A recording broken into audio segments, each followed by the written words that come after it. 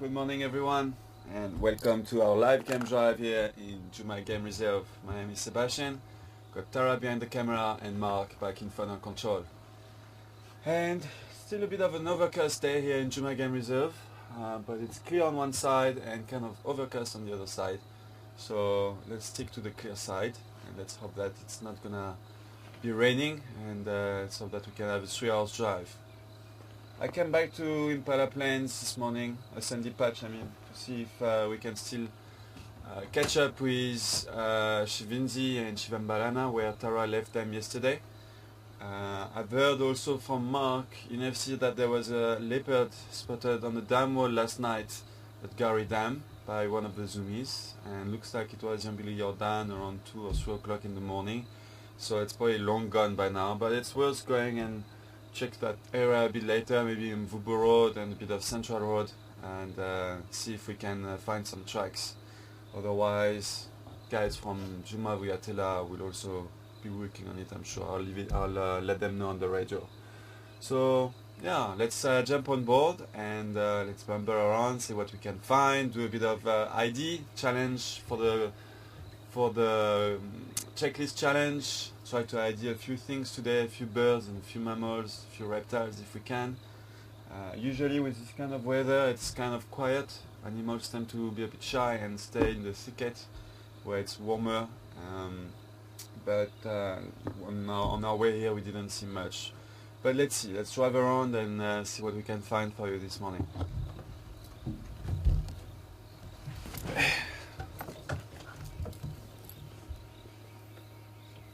Left and sort of walking into that area, but we found him over by the bush. Okay. So maybe do a bit of a drive around. Yeah, it's starting to get a little bit thick in there, but yeah, it might be worth it. I'm just gonna do a bit of a drive around and see. Apparently they were seen up by one of the weeping bluebeams further up, so it might be worth checking it there as well. Okay. On the way to Sinis Dam. Yeah. Alright. Let's open our eyes and look for leopards. I haven't had leopards on drive for a very long time now, and every time it's my turn to drive I don't get leopard, and then Mark gets leopard the next day, and Tara gets leopard the next day, and then it's my turn and no leopard. So the wheels got to spin today. Oh, you know Shivinzi the other day? When I was on camera. When we had it down by Trina's now. Remember the Suru Shanty? Sure, that was a while ago, eh? That's what I'm saying, like a week ago. I need leopards every day. Okay, let's drive around here. See, there's a termite mound over there. Might be worth to go and check. Always worth to go and check termite mounds. It's get quite thick here. No, you did try to do exactly the same thing as me. Try and go through that. Won't work. Fine. Let's do something else.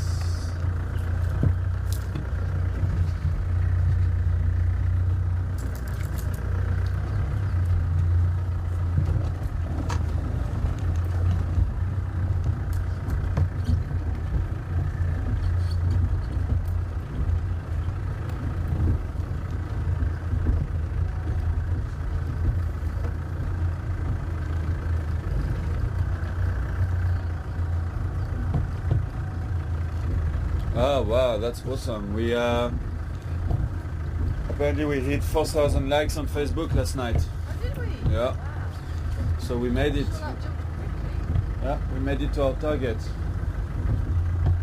We're on 4,022 now. Oh, wow. That's cool.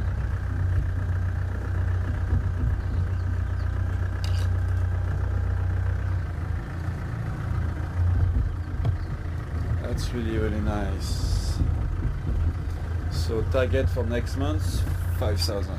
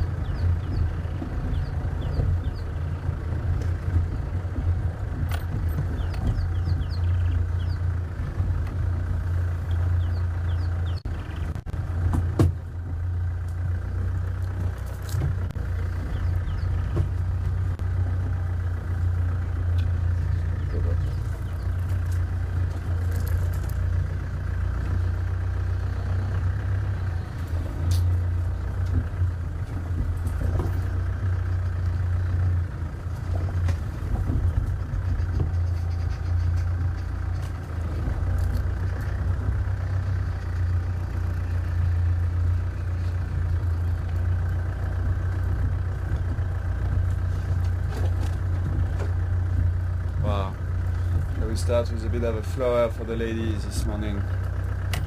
Such a beautiful red. What flower are those? Dwarf borbins. Dwarf? Borbin. Borbins. Dwarf borbins. Shades of Dwarf borbins. Very pretty red.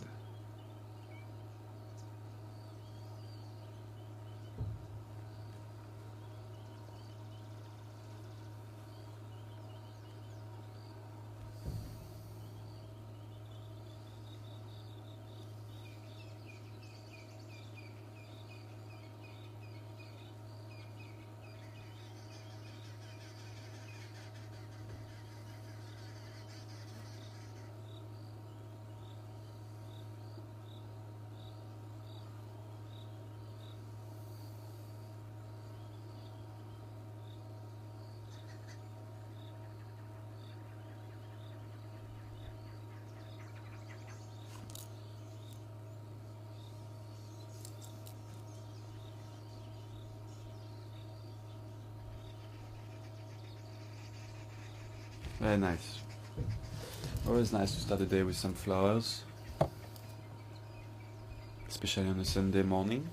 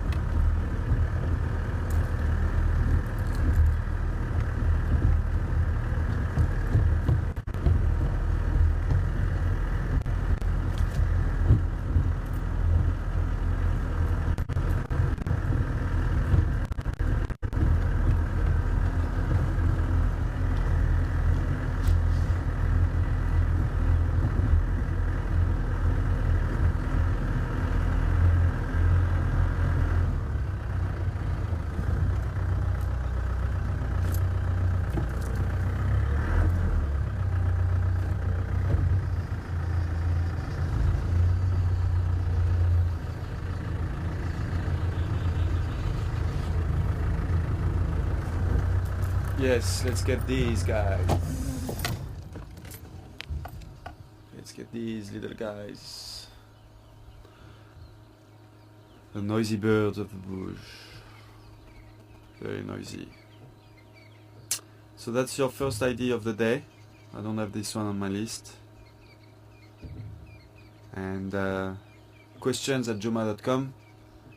In the subject line you can put the name of that bird, and whoever gets it right, I'll mention his or her name, and we can tick it off the list. Community birds, very noisy. Come. There's still one left.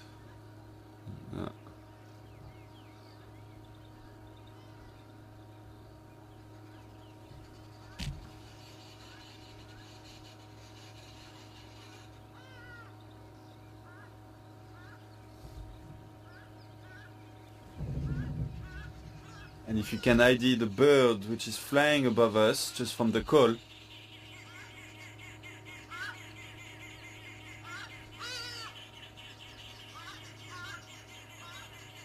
and here we go.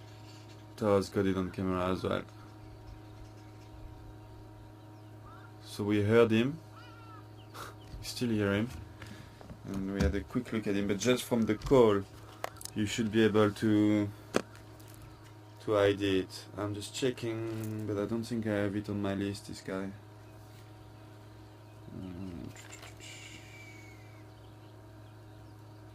No.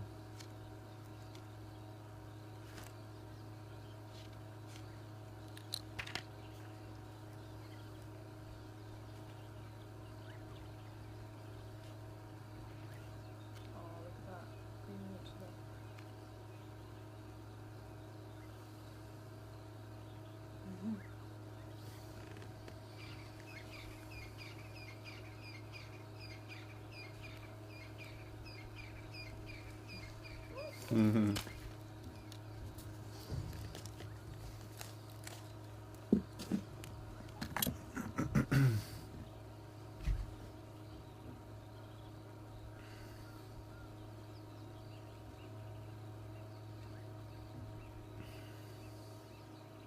All right, let's cruise.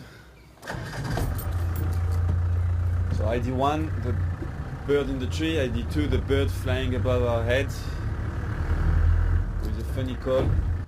We were imitating the other day with Tara actually, and Tara even managed to give you to get a quick shot of it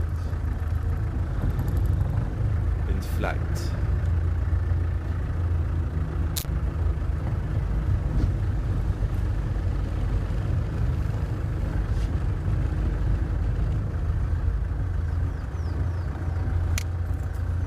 Any stations copying me?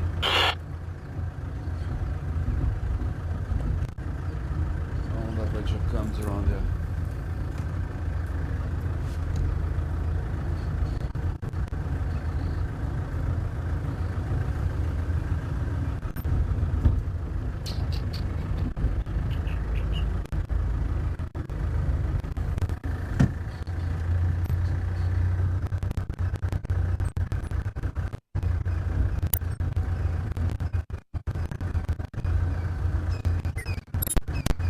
Okay.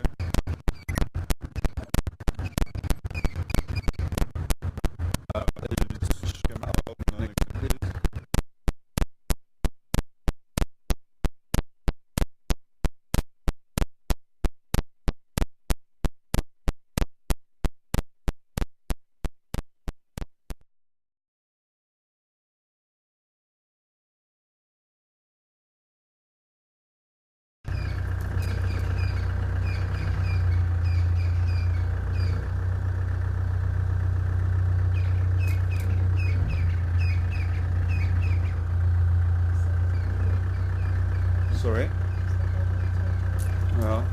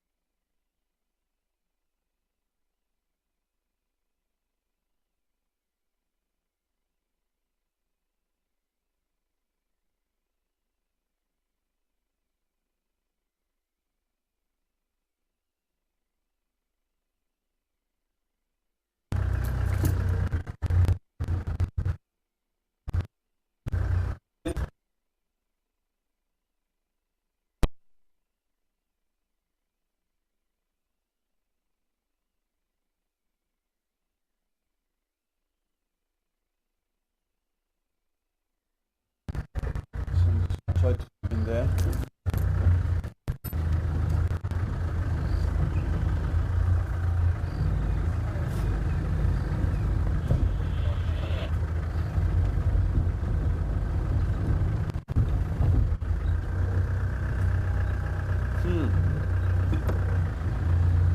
Oh, there he is.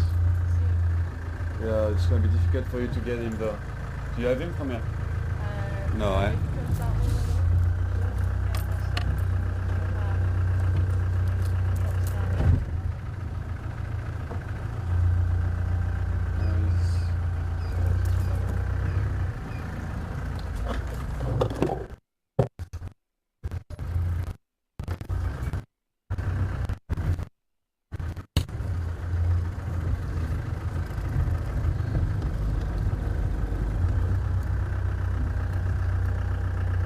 Sure, they're gone, I think.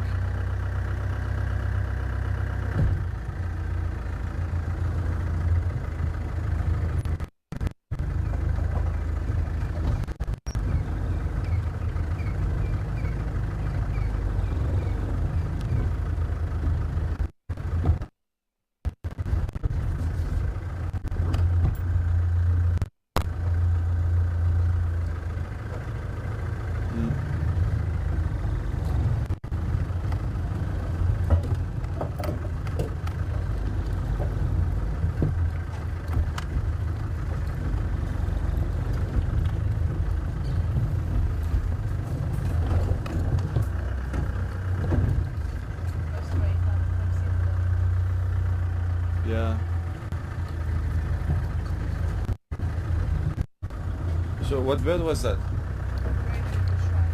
Ah.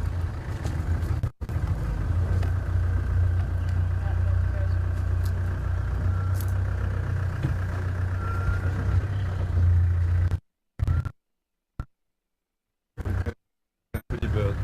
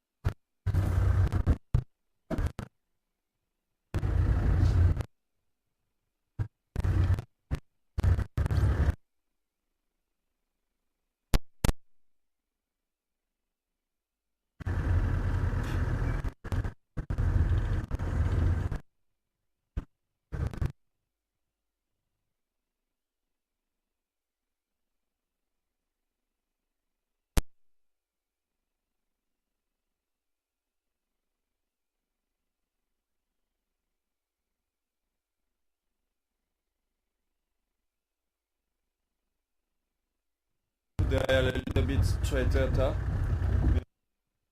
side. Maybe it's yeah.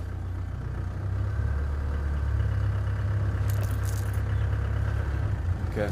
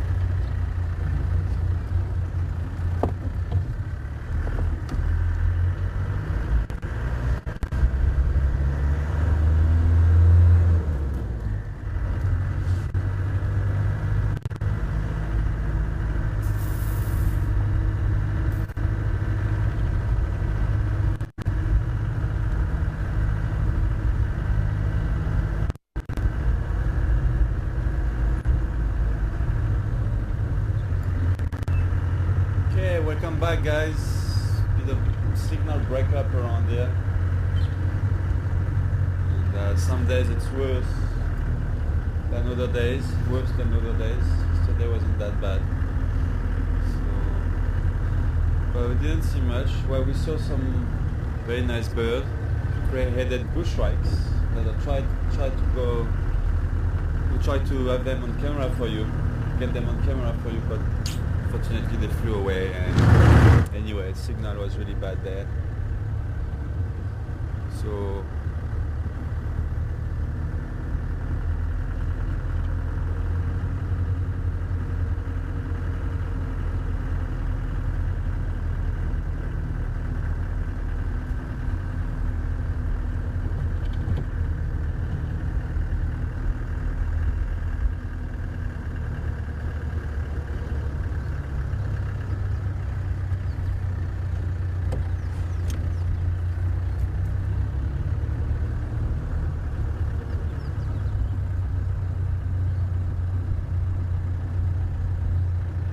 Lynn in Canada and Joanne.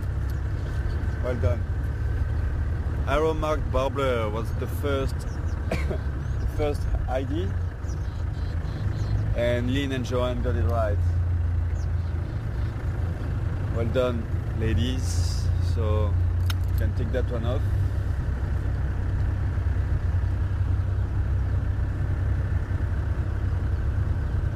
Yep.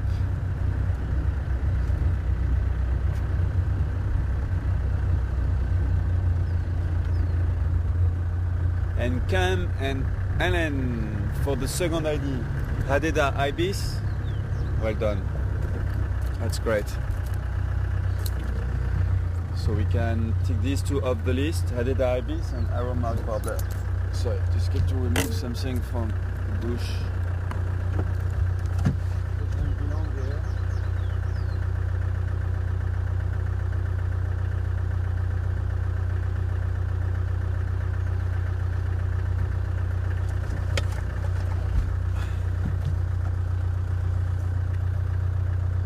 Kind of stuff that hurts my eyes when I drive past it. Pollution, visual pollution and chemical pollution.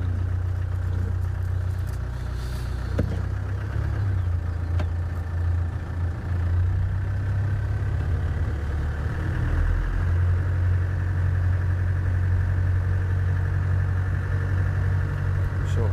Struggling to put that thing back.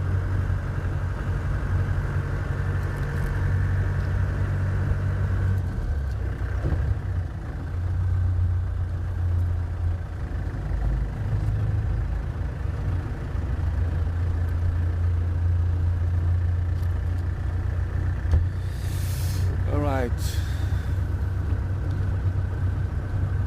Lots of heavy clouds in front of us. The sun can't even pierce through. Just get that little orange patch there. And the rest is just heavy clouds.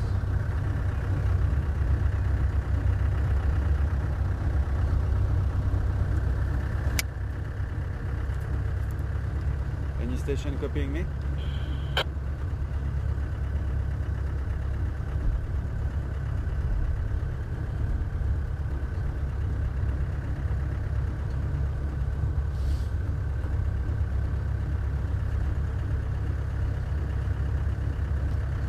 Any station from Juma Buyatela copying me?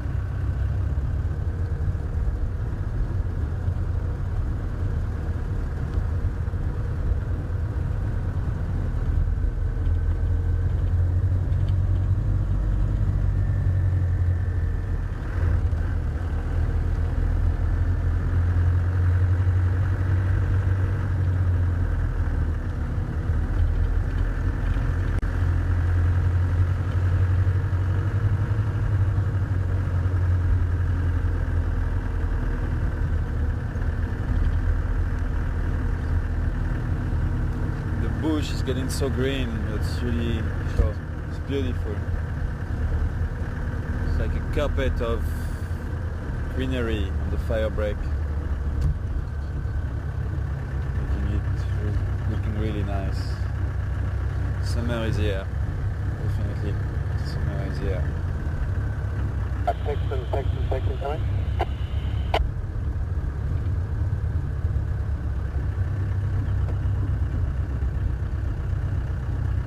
Hello, station, copy. Yeah, copy you. Station speaking now. Sebastian. What? Is there any updates on the Talala Mafazis? I don't know. I also didn't manage to get hold of any station this morning yet, so I don't have any update. Sure there's Only one. update I have is Lingwe been seen on the dam wall of Kari Dam last night around 3 o'clock. I think there was Okay, monkeys copy. calling. Talala Mafazis came over to Safari and Dow, had a fuzz at one-eyed pan and then went back east to Weertella. Oh, is it? Okay, thanks for the update. Who am I talking to? Yeah, Frodo from Safari Lodge. Thanks, Fredo. Thank you. Why don't you keep us Sounded like the updated on the monkeys were Eastern kicking Channel off if with you that. find anything? We don't have Eastern Channel, unfortunately, because we only stay here in Juma, on Juma side. Okay, copy, but maybe one of the Weertella stations when they get mobile. Yeah, for sure. I'll talk to them as soon as I can get hold of them. Copy, thank you. Alright, sorry guys. Radio, apparently monkeys shouting, No, I thought I heard them, but with everything going on, I don't know if there was the wind change or something, but it sounded like monkeys were calling back. Okay. I haven't heard them now. Well, it sounds like Fredo was saying that Salalas are back into Weertella Okay. from the eastern side. We do have the other channel, it's channel 3. Oh, is it? I didn't know. I never heard you guys using it.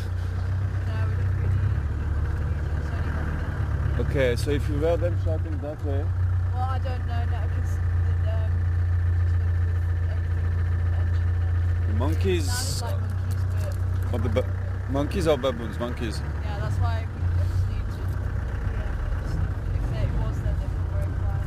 Oh. I definitely heard something going on. Okay, well we're gonna go and check it out.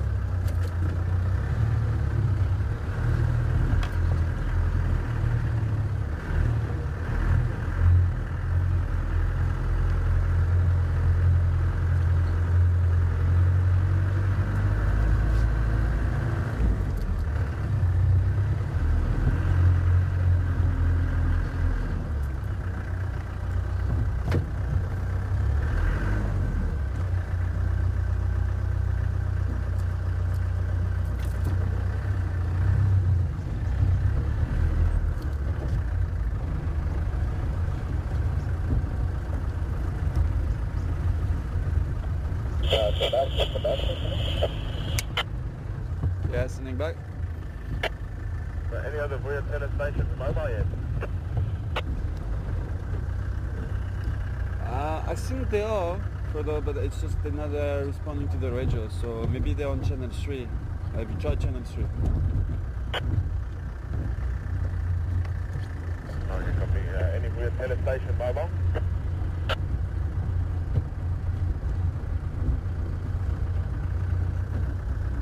I don't know where the Juma guys this morning.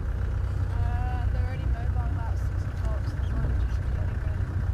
Yeah, but they're not answering their radios. No, they might still be, guess. Ah. Fredo coming?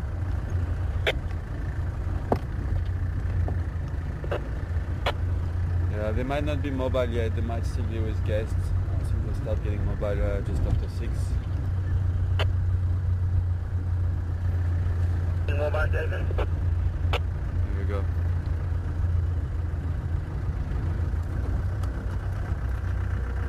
From you from? Yeah, I'm on info. How are you info? Yeah, good idea. Lekker man. If I'm with the rest from Simofili, and so they can hear audio of Gala. Sounds like he's bumpering something, butchering something. They're just north of one outside. They're close to the gate. I think I'm going somewhere. I'm going to check in now.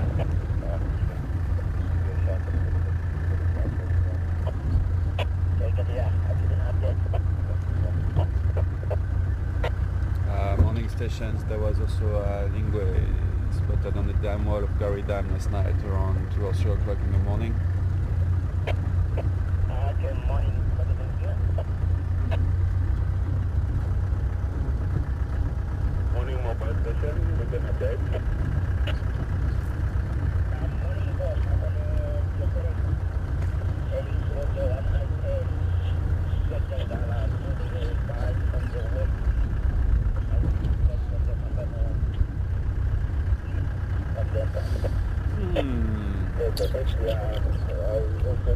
want to but I said I like to go by no check for my daughter and God. I'm going to listen to my daughter and God. Thank you.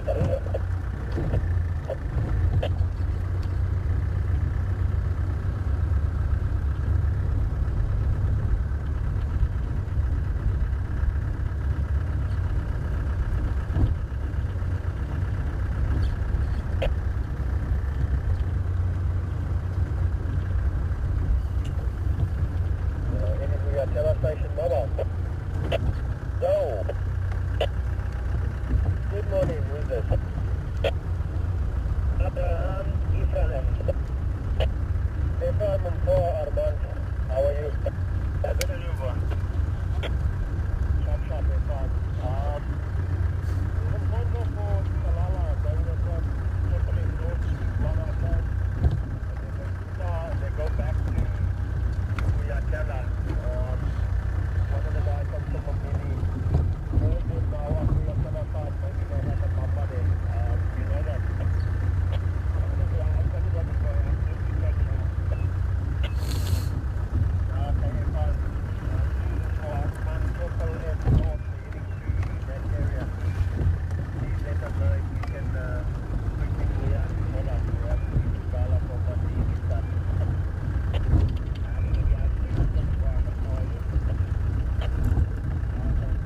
Okay, some update on the radio about the lions, and apparently there are lots of tracks showing that they might come onto our property by the gate over there, and they might have killed something as well,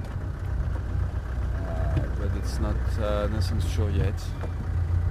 So some guides are going to check it out and let me know. So hopefully it's if they did kill something, and if they are on our side, let's hope that they are not too close to the gate so that we can actually go and see them. We're gonna have to drop that area.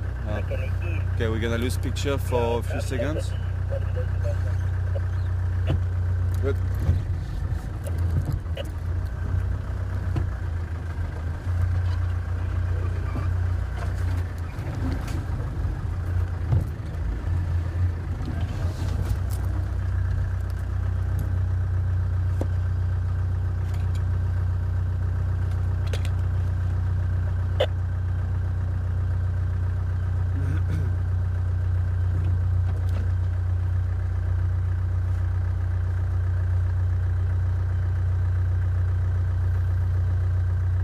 Good. Mark, do you have picture back? Ah, okay, awesome.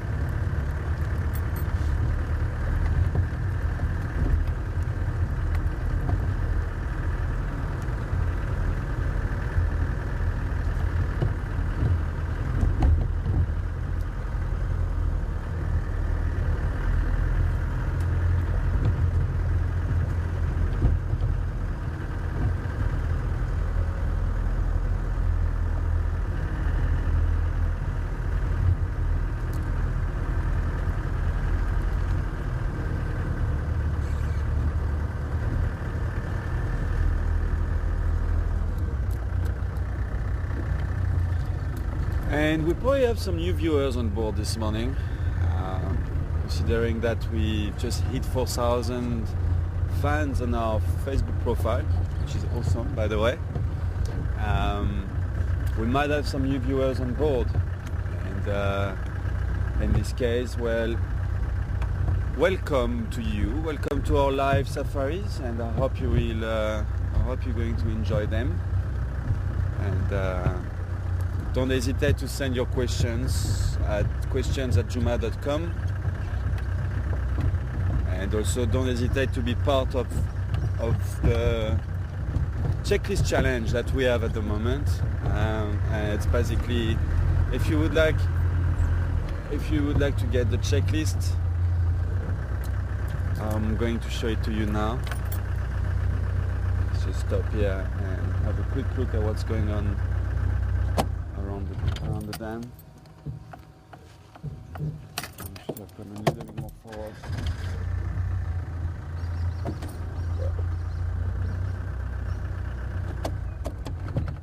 Oh, can you get her? No, too late. She's gone already. They're always very fast. But let's have a look at the dam. Then I'll show you the checklist that I'm talking about for any new viewers that we have on board. And you can order one, and by email you can get an email version of the checklist, which got basically most of the birds and mammals and reptiles that you can find here around Juma Game Reserve. And the challenge is to tick as many as possible in the next, I think I have 14 drives left. The challenge is up to 20 drives, is out of 20 drives, and we've already done quite a few. Well, I've done, I think that's my 6th drive. And the concept is pretty easy, really. If we stop and I ask you to ID this animal, then if you know what it is, you just need to send an email to questions@juma.com, and in the subject line you just put the name of the animal, what is it. And if you get it right, and if you're one of the first one to send your email, then whoever is in final control will read your name to me, and I'll mention your name, and then we can tick that one off. But if I show you a bird and you can't ID it, let's try with this one. If there are any new viewers, if you want to join the game, I don't think I've got this one on my list. Let me think. No, I don't think I have it. So if you want to ID this one, and send an email to questions@juma.com. But if you can't ID it, if nobody can ID it, then we won't tick it off. We can only tick off birds or animals that you guys can ID.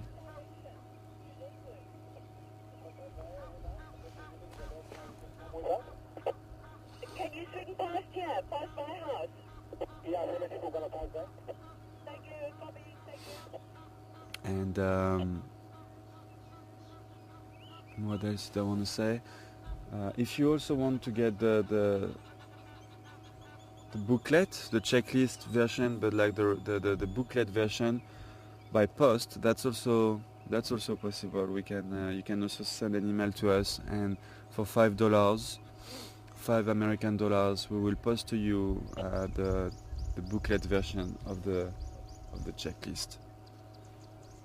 Otherwise, send an email and Mark can forward to you the email version of the checklist, which is in, like, I think 3 or 4 pages.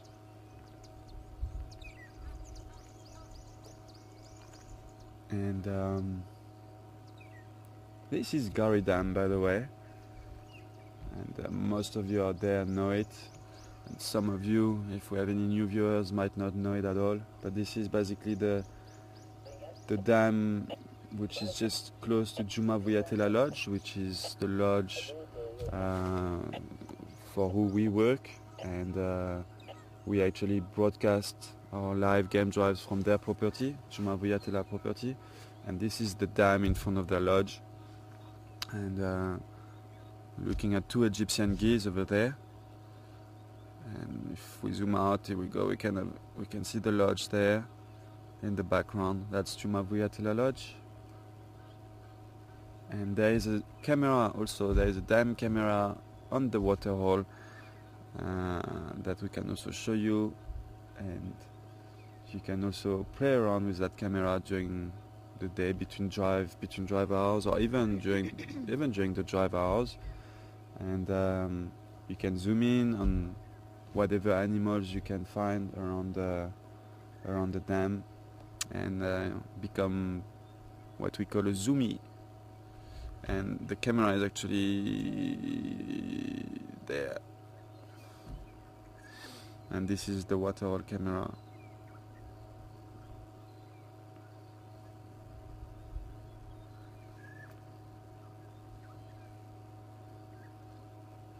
Cool.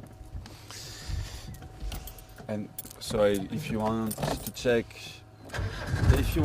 what's going on that camera, that's easy. Same website, Walders, or walders.com or juma.com, and then instead of clicking on live safari cam, you just click on waterhole cam.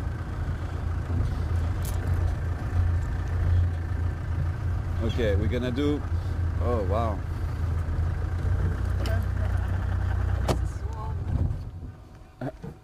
we can do, okay, we had one ID just now on the bank, but I would like to do another two. This one in the water, and then a little bit further up you'll find, I will show you now, another one Where did it go? it's still on the branch. Oh, on the branch. Yeah, it's still there, I think. But let's have a look at this one first. Very common around here. Alright. We'll meet you at Lakewood. I'm still making my way there. I'll be there within 5-10 minutes. Perfect.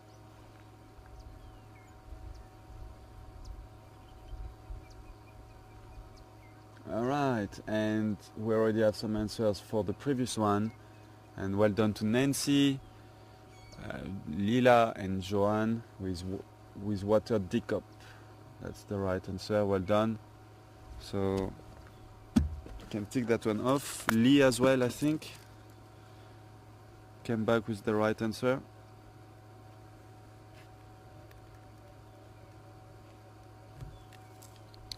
Okay, let's have a look at the one on the branch tab before it flies away. Yeah, this one, I think it's, yeah, there it is.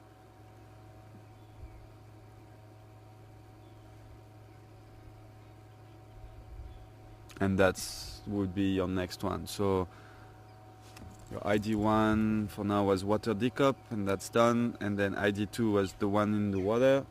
ID 3 was this one, which just flew away. Let's see if he lands somewhere close.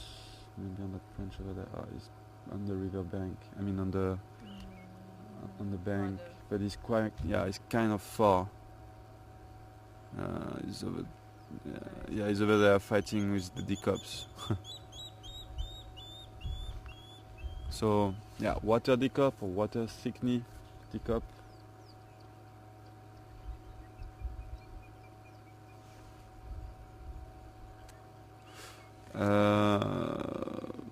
I think it's water decop. No, that's him. No, Mark is asking what's sitting at the entrance of the hall.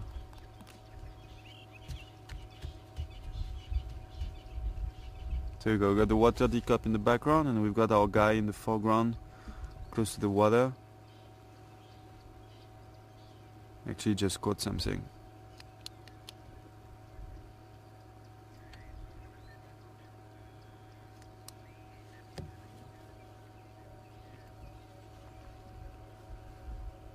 Alright, and well done to Lee and Lynn in Canada, and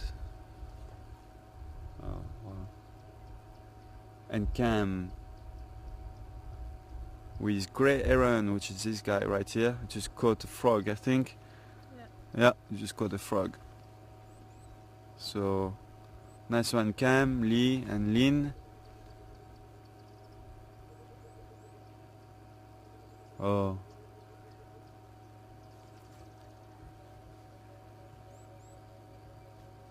And we've got Joanne with the green back here, and so we can tick that one off as well. Nice one, Joanne, thank you.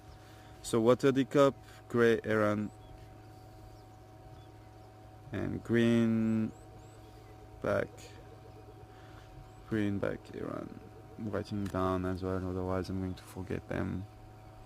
And our grey heron guy just got a frog.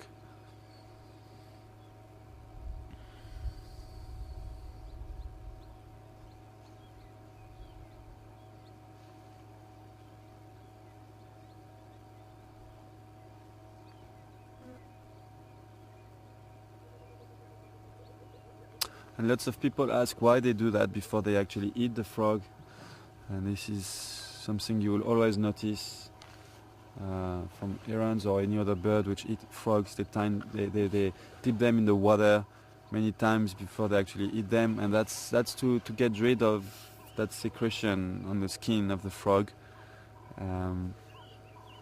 which is kind of a sticky, very sticky secretion, and that's why they do that. And then he's probably gonna go back on the shore and try to kill it. He's gonna have to kill it as well first, and then you'll eat it. But as we're talking, he's already trying to. That frog is probably dead already by now. He's basically washing it before swallowing it.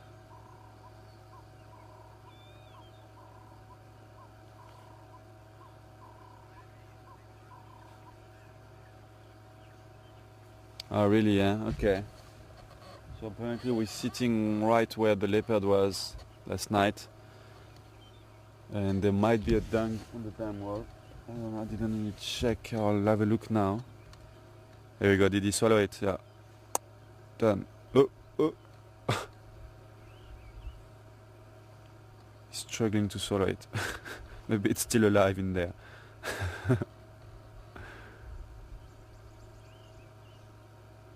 There we go. Breakfast done. Cool. Oh, sorry, Ta. Sorry. That's what she was zooming out. Let me reverse slightly, see if I see a leopard print on the wall.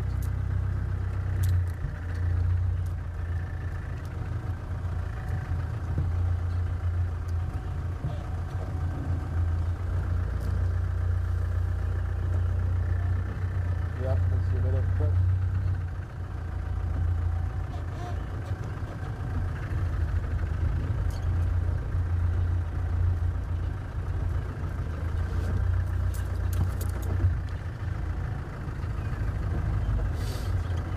A lot of buffalo dung.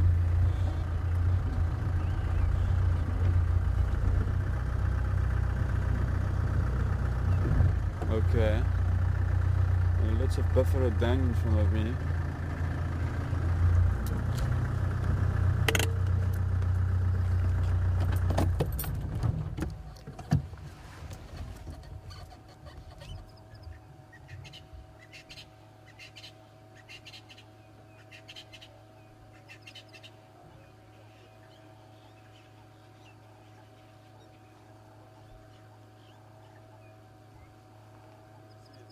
No, you parked too close.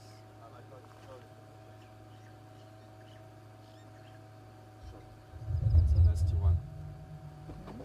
It's a very nasty one. Yes. It's a big leopard dung.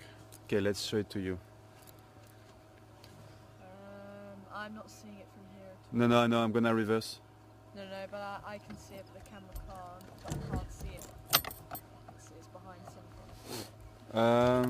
No, you should be able to when you're gonna zoom in.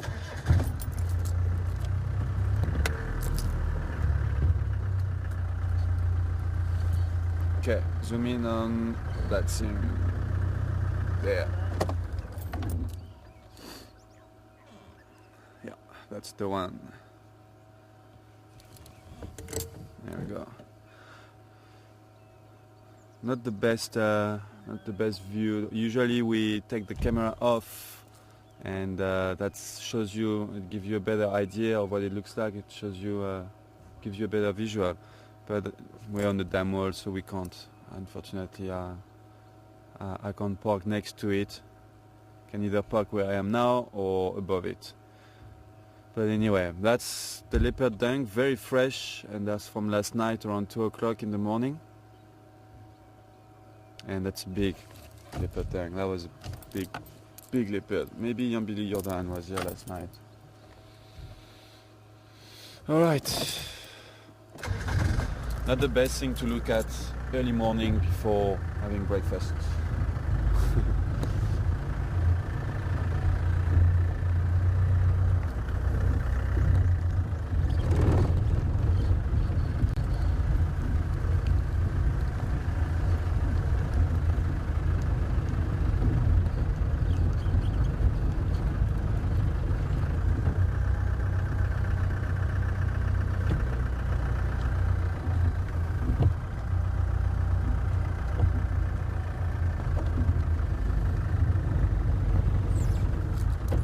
Jennifer in Toronto, good question. Jennifer is asking if the frog lives in the water, why dipping it in the water would take off the secretion. That's a good question. I think it's from the shaking, and also what they will do is, we didn't see this one doing it, but what you might see them doing as well sometimes is they'll put them in the sand. So the sand kind of gets sticks to the skin, and then from dipping it in the water, then it removes that sand, which removes as well the secretion on the skin. But I guess from shaking it in the water, dipping it back and forth like we were watching him doing it,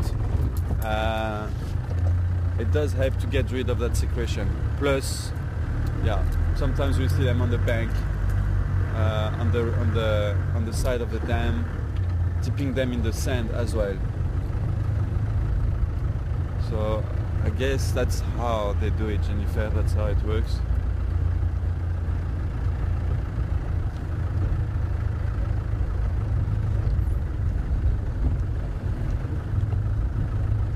And it's also a way to kill it.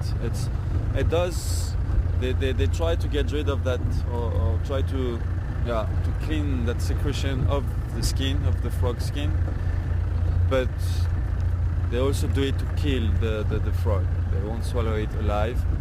So by shaking it and obviously to put it in the water doesn't kill it, but from shaking it and sometimes they will even use their beak to hurt the frog.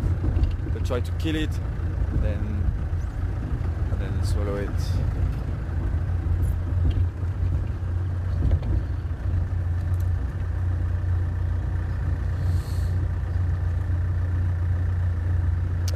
This is quarantine, our open area, which is right at the back of Juma Vuyatela Lodge and at the back of our camp.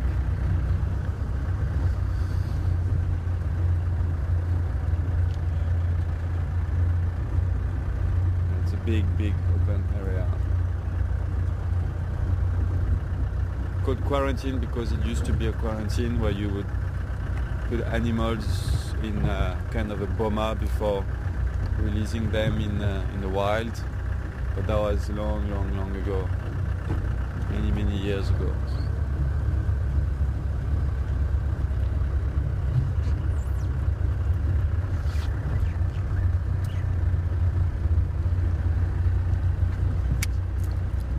If I'm coming? Okay. Morning M4, do you have any update on those Angalas? Negative.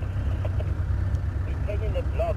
Now I'm back again to Triple M to make double check those bombs again. Okay, copy, thank you.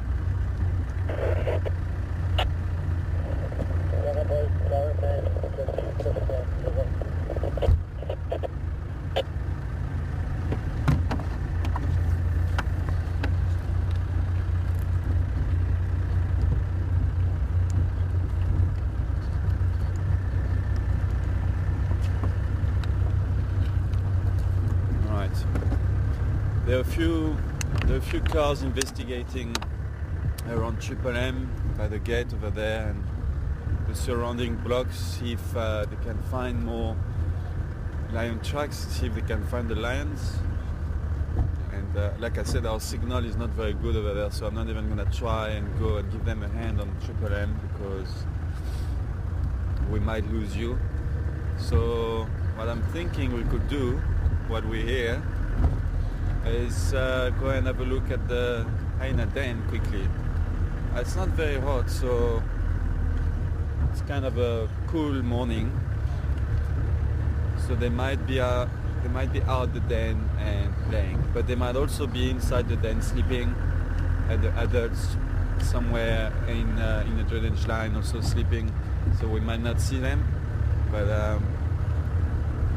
we have a very active hyena den on our property, and most of the time when we get there we get to see some pups playing, and we've got a 3 months, just a little bit more than 3 months old pup. It's probably around 3.5 now, close to 4 even, and 4 months, 3.5, 4 months old hyena pup that we have named Teddy. And every time we go there, we really enjoy spending a bit of time with him. And the other youngsters who are a bit older, they're like a year and a half. And always nice to spend a bit of time with them, playing,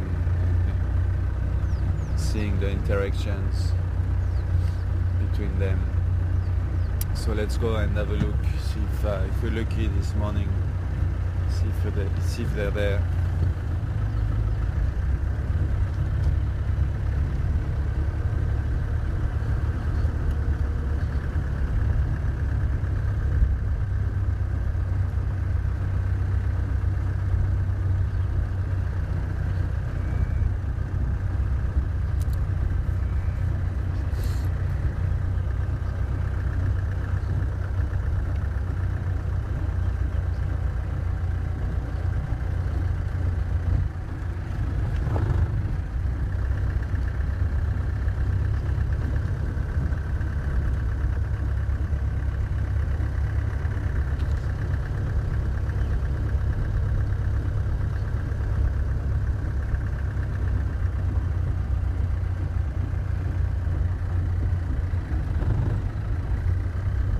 John, good morning, John, in California.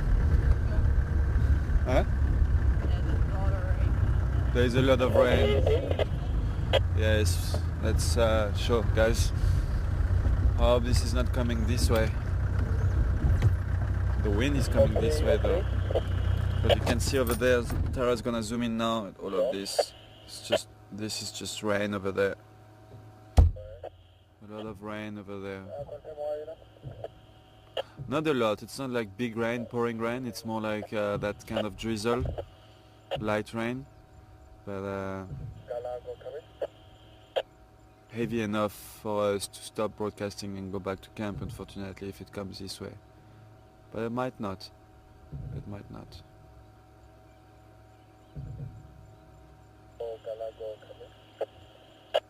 Okay. So sorry, John, I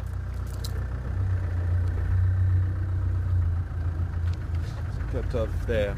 But John is asking in California, quite an interesting question. What are the chances for animals that are at the bottom of the food chain, like impalas and other herbivores? What are the chances?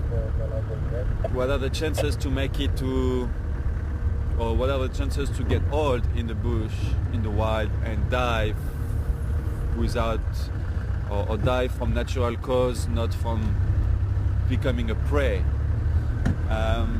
Cool. That's a nice question. First of all, John, you must remember that herbivores are not at the bottom of the food chain. They're not at the top either, for sure, but they're not at the bottom. What would be at the bottom of your food chain would be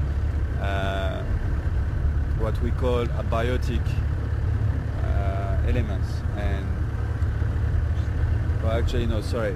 what would be at the bottom of your food chain would be all of your grass and plants. So your how you call it, the grass, and the plants. So what the herbivores feed on, basically, and that would be what's at the bottom of the chain. And then you get your herbivores, and then on your herbivores you get your predators, and then you get different level of predators. You get super predators who can, like predators that can kill and feed on other predators, and that's actually where the humans in the food chain. It's not really fair, because if we would be in the wild by ourselves, we would probably be not at the bottom, but like where herbivores are. That's where we would be in the food chain in the wild. But because of our society, we are actually considered like super predator.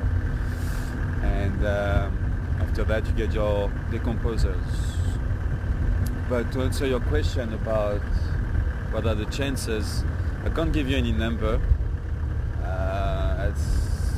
It's once again, it will depend, John, on a lot of things, a lot of factors. Where are those animals? And we got something there. I'm not gonna say the name, so that we can ID it and tick it off. Okay. Where are you looking? On top of the termite mound.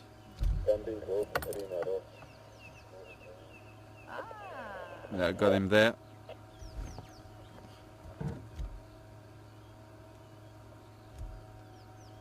And just from the behavior, I'm pretty sure who it is, but I might be wrong.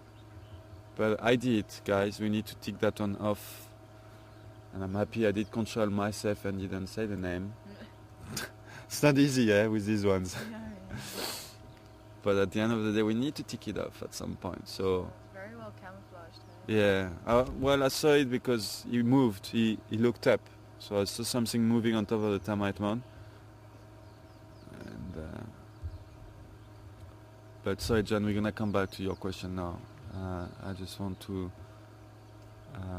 see what this guy is up to. And he did get not a fright, but he did behave a little bit worried when we arrived. So I just want him to relax a little bit, him or her, but I think that's a him, just from his behavior. Just let him relax a bit, see what he wants to do.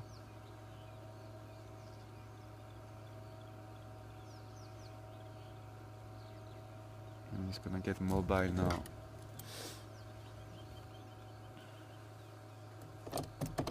Okay, let's try catch up with him.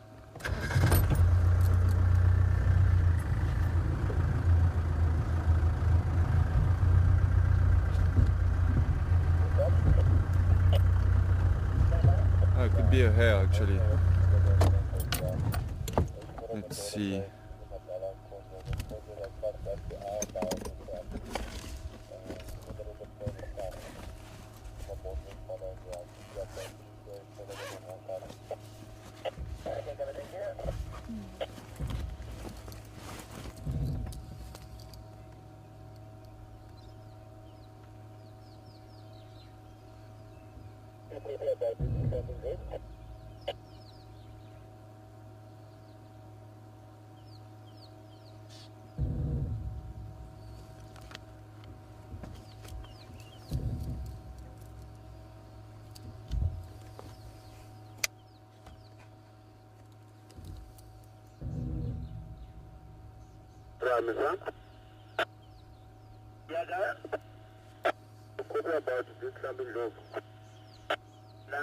Okay, let's try to catch up with him.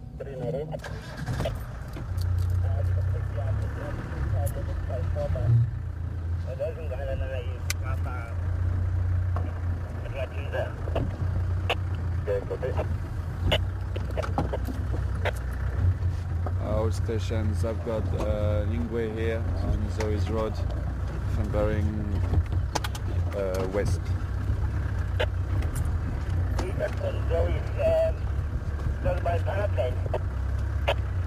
Oh, sorry, from? What did you say? Is everything where he's lost by Impala plane, sorry for that. Not very close to Impala Plains, no. He was on Shudulu on Zoe's Road, and I think he's thundering now west. I'm on Impala plane. And the way if I join Zoe for that, I can heading north or heading south. Ta? If he's on Zoe's Road, must he head north or south? He's heading east. He just needs to. It depends on where he is. Where is he? He's on Impala Plains, I think. Impala Plains, north. North, Ephraim, north. Okay, copy. I'm not far off-road anyway. I think he's getting... He was mobile, but he's hopefully he's gonna let up Penzi again, and you will see my vehicle. Think about journey now. He's trying to catch something. Yeah, he's trying to catch something. Let me just go in there. Better visual. Oh, I'm so happy, guys. I wanted to have a leopard. Oh, I'll show. I just said the name. I hope we did get some answers already. I'm sure we did. Okay, well, disqualified. Ah, okay. Okay. Oh, okay. Jack Lemons, thanks Jack.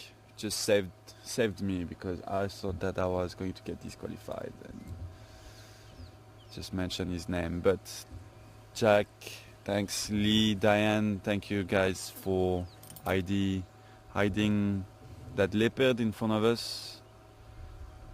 And I think this is our Shivam Balana there. I just want to have a better look at his face. Yeah, that's Shivam Balana, confirmed. And he's a bit on a mission. So they made their way, obviously, overnight from Impala Plains, Sandy Patch, where Tara left them yesterday. And they made their way here.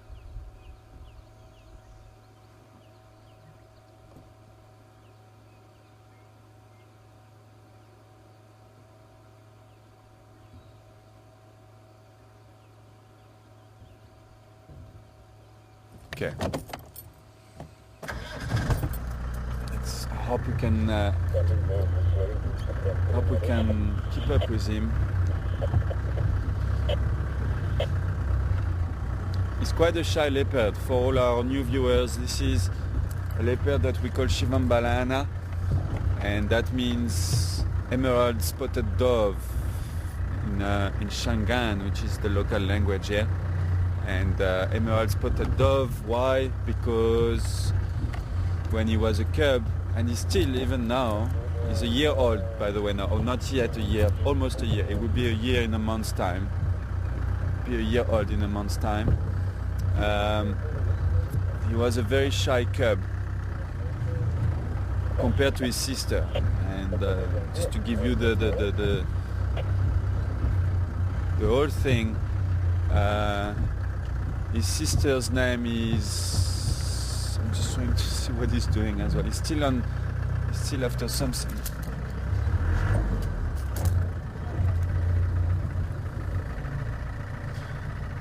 And let's just go, yeah. You can go forward and try and go around the termite pond there.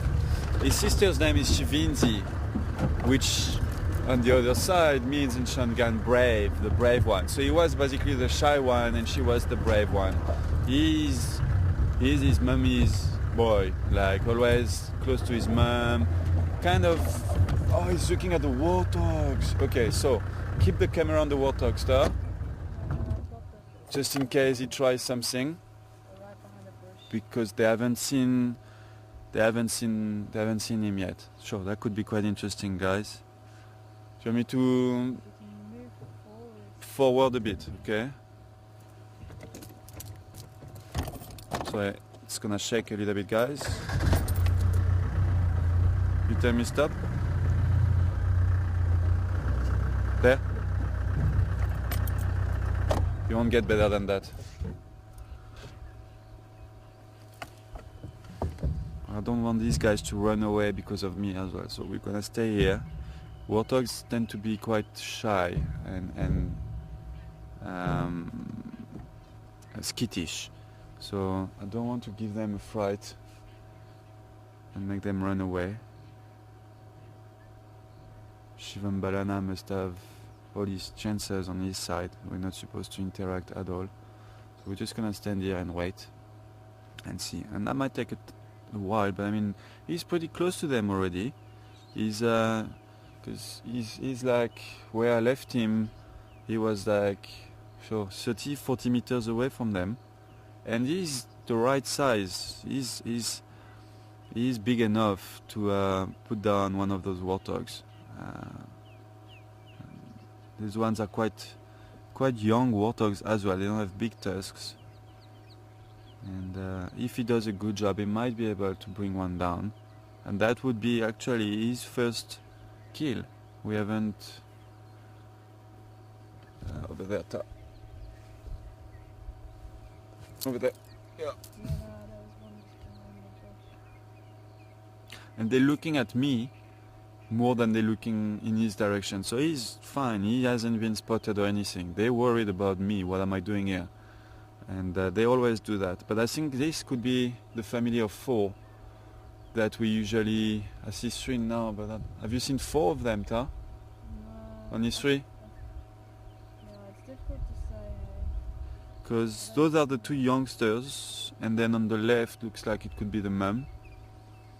I don't know where she's gone now. We were looking at her just now, and those are the 2 piglets. They're not young, but they're not adult yet.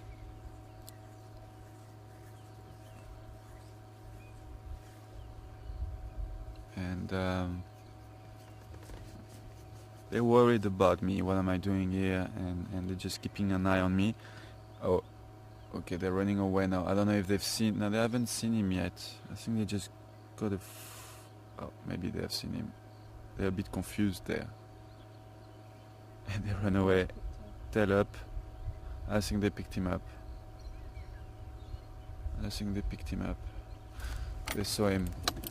Let me go a little bit forward, see where Shivambalana is now. He's probably somewhere there on the left. There he is. He's still going after them though.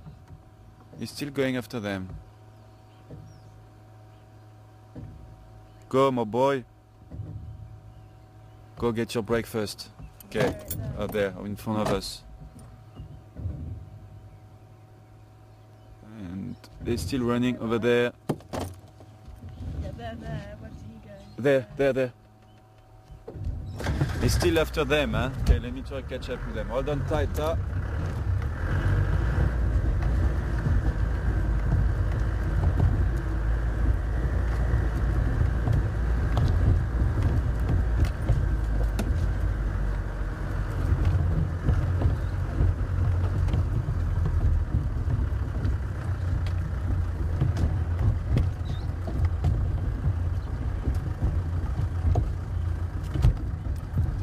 That way.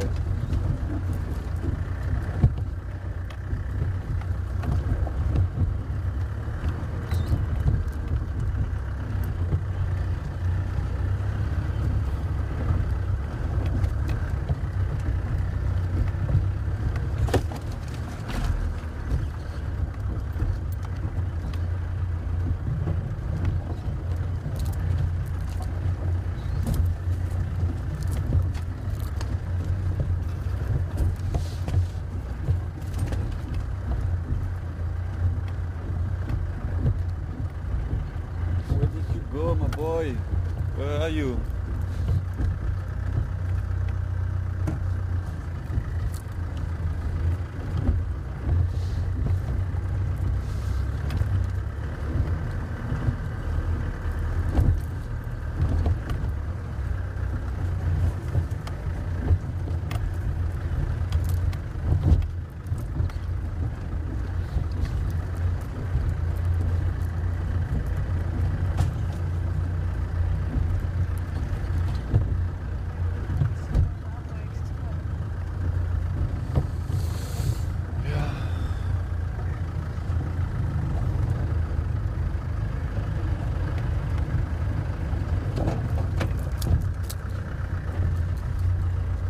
Richard, good morning to you, Richard.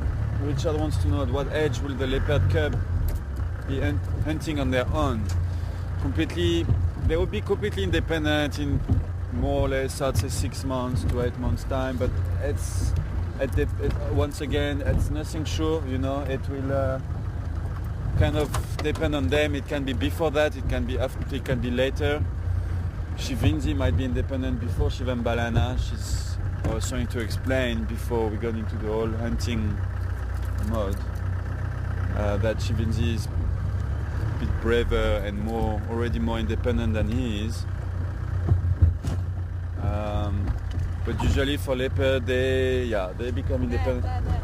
You got them? Go. Okay. Straight.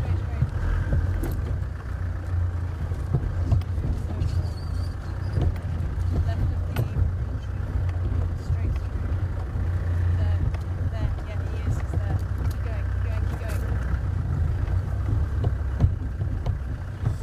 Tara is a bit high up, so I don't see what she sees. Just keep going straight. That's the high ground. Then to the left. There you go. Can you see him? It's going to Oh, there, yeah. Okay, I see him. Okay, well, let's keep going because he's still on the move. Before we zoom in, I don't want to lose him again.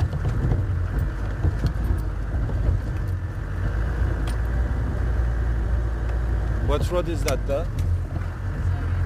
Is that Zoe's? Still on the move. He's still after something. Oh, he's still after the warthogs, actually. Oh, quicker on the road.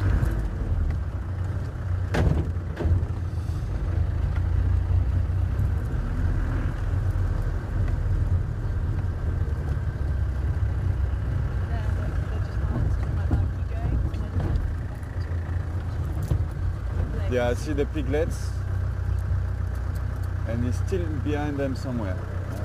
Okay. Yeah. Oh, they're still on the move. They're on the move again. Sure, he's right on their tail, though. Yeah. There he is. Yeah, still see them. Sorry, guys. It's not great for you, I know, but they're in the bush and now better off on the road to keep up with them because they're running parallel to the road. I might have to go off-road now anytime because... Okay, let's see. Let's go from here.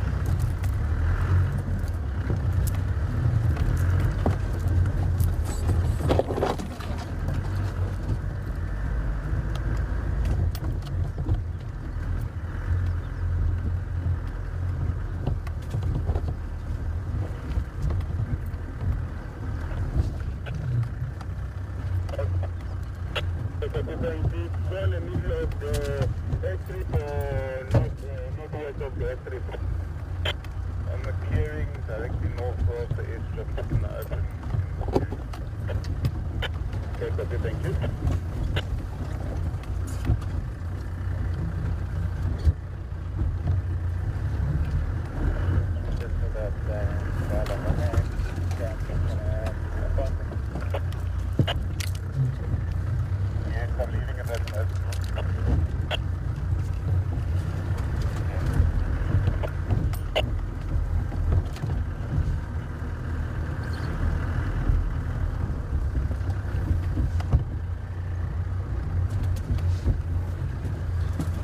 Visual of them now, but they should be somewhere around here.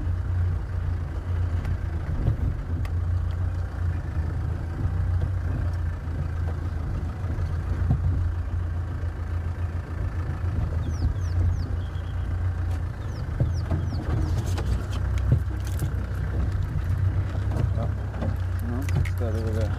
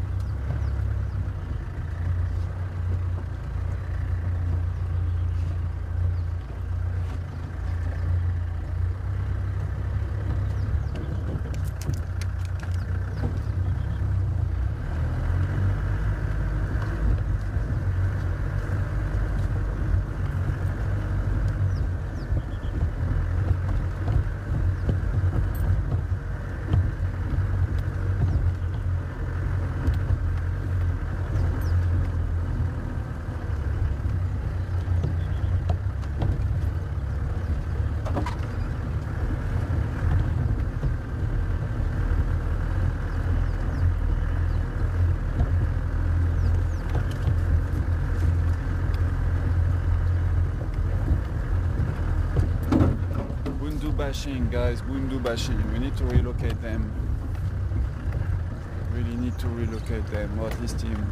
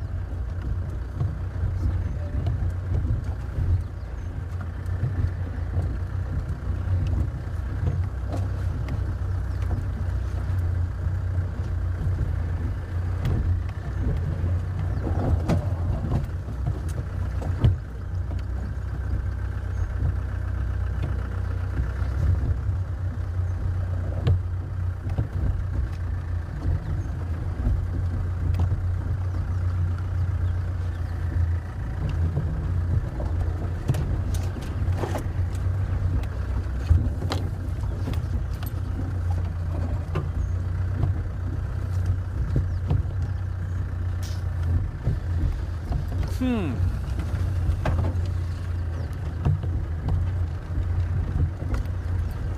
gonna need a lot of luck now to bump into him again.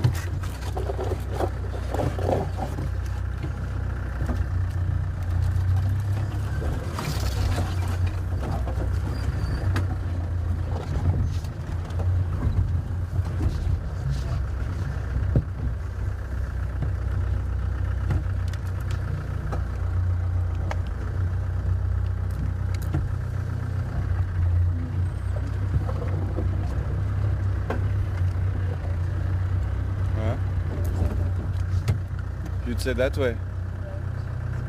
Oh yeah.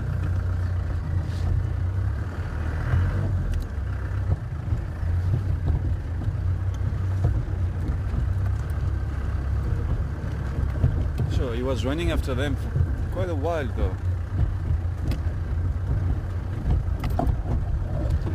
This is not usually how leopards hunt. They usually ambush, surprise their prey.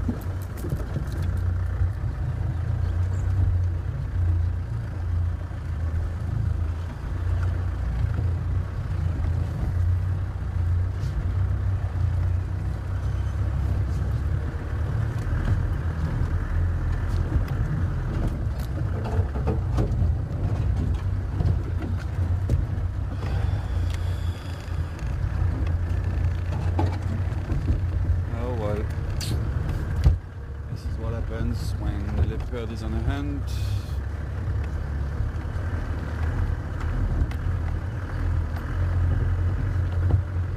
It's a pity.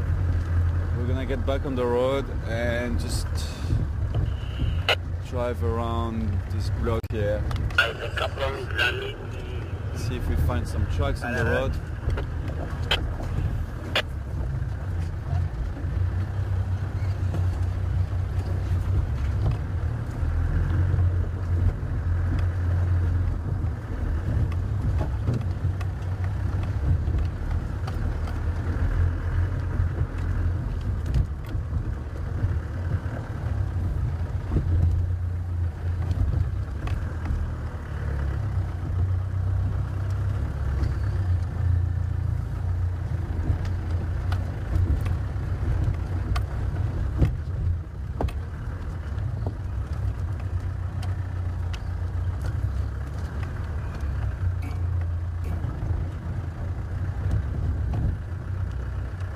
Alright, this is Rebecca's road, eh?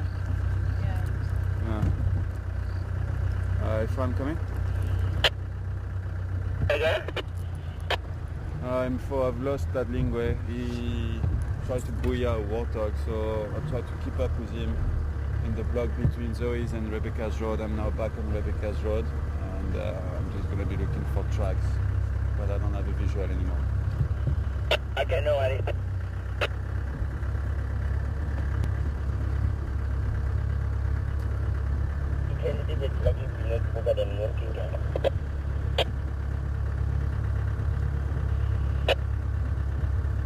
If we find the warthogs, we will find Shivambalana.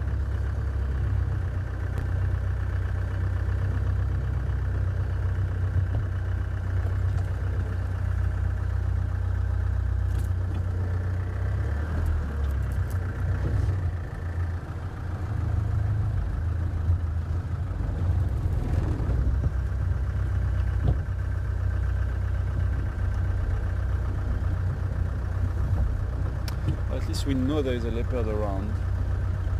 Now it's just a matter of opening our eyes, listening, looking for tracks. I'm pretty sure we will relocate him.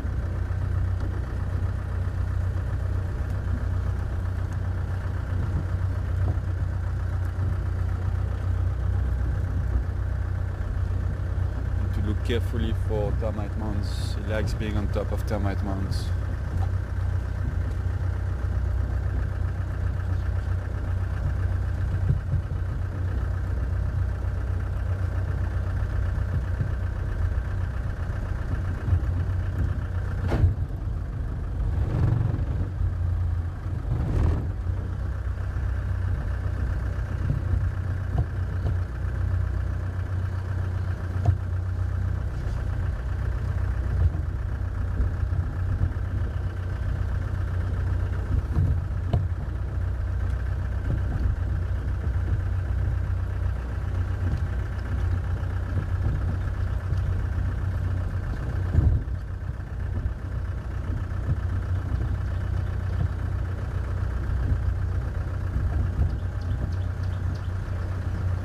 Any mango? You can see that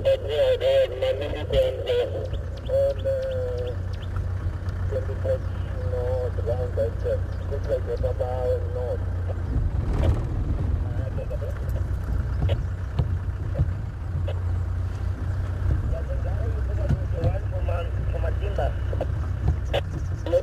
I'm on champagne clearing. Sorry, umbrella clearing going towards there. I will let you know.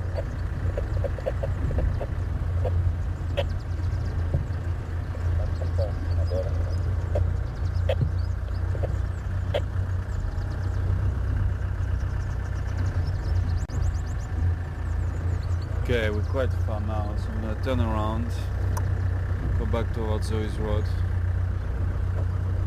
I don't think they made it. I don't think he made it that far.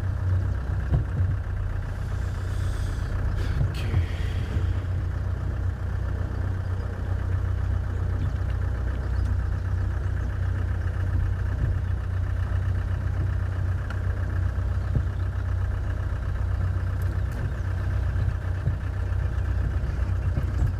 Oh, there he is. Oh, I'm glad I didn't turn around. Sure, that was lucky. Eh? That was very lucky. I mean, I was going to make my U-turn over there, then I thought, no, let's come here and do the U-turn here. There is more space. And there he is. Sure. I wasn't expecting him to be this side, eh? I am so glad. I was just following my feeling, eh?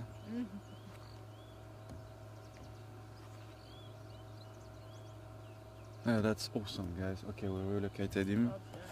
All stations have relocated Keula's Mampinpan, Shivambalana, Rebecca's Road. Sure, that's a lot of copy you. Okay, let's go a little bit forward. Looks like he's got something there. He's playing with maybe a bird or a mouse, or I don't know what he's got, but he's being a typical cat. Do you have him through here? There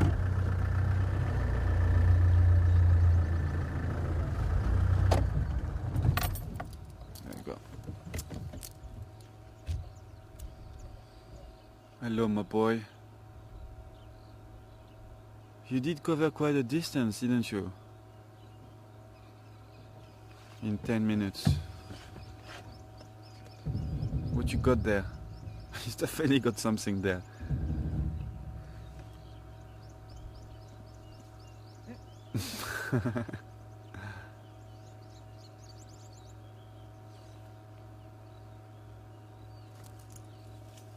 Whoa. I just heard a squeak. Dwarf mongoose. Is it the dwarf mongoose? He's lost it.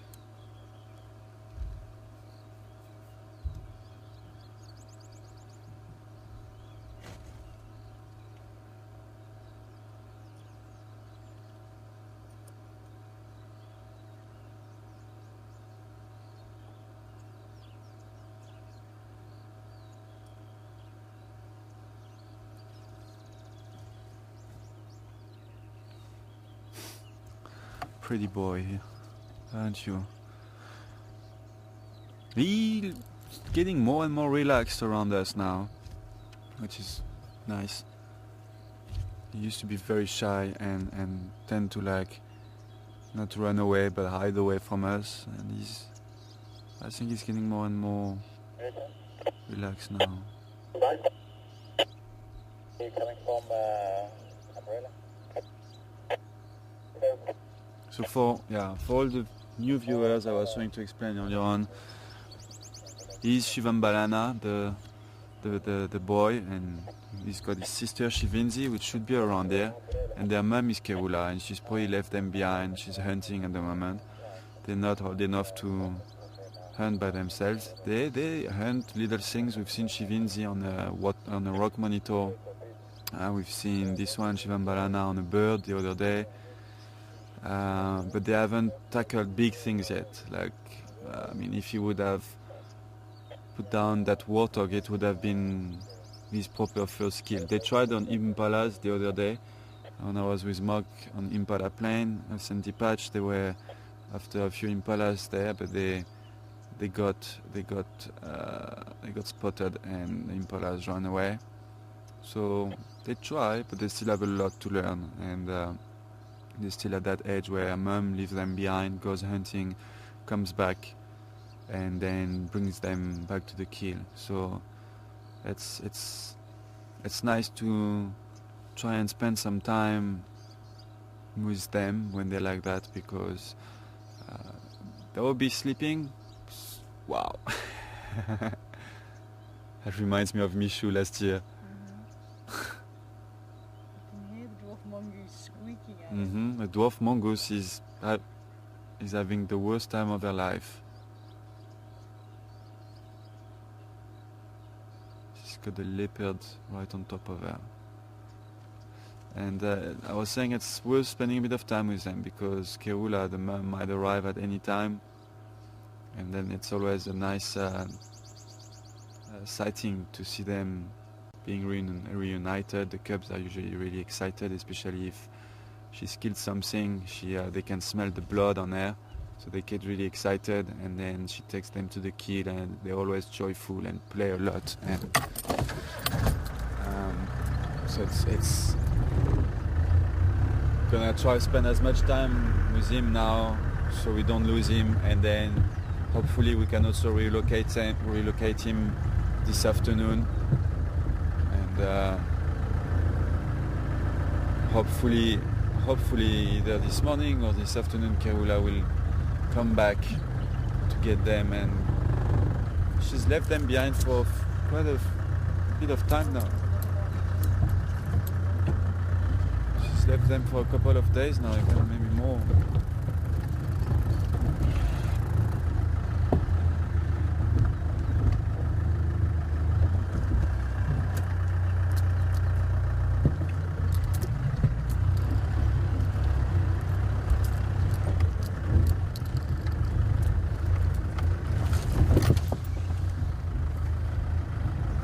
Thanks, Teddy.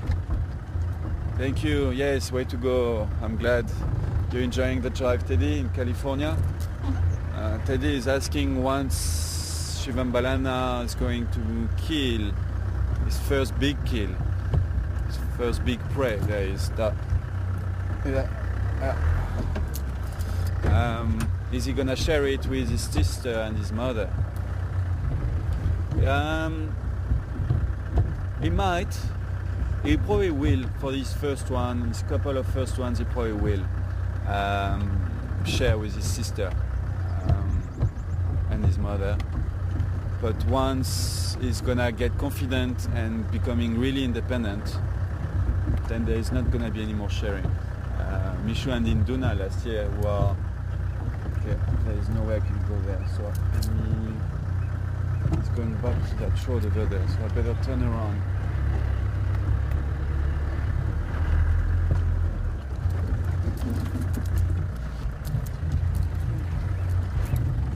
We saw Mishu and Induna last year fighting over a kill. Induna, I think it was Induna who killed. Trying to keep... Oh, come on.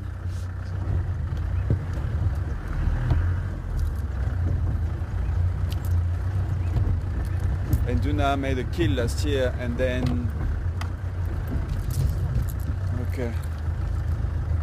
Brought it up a tree, and then Mishu climbed up the tree, and then there was a bit of claws and teeth there, and Induna really didn't want to share his kill with Mishu. But I don't know, before that I wasn't here, so that would be more Tara and Mark to let me know now if you guys, have you seen Mishu and Induna sharing a kill? No? So as soon as they, yeah, I see him. As soon as they kill something, they don't share it. Not really.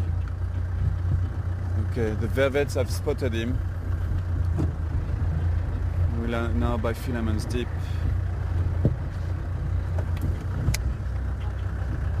No.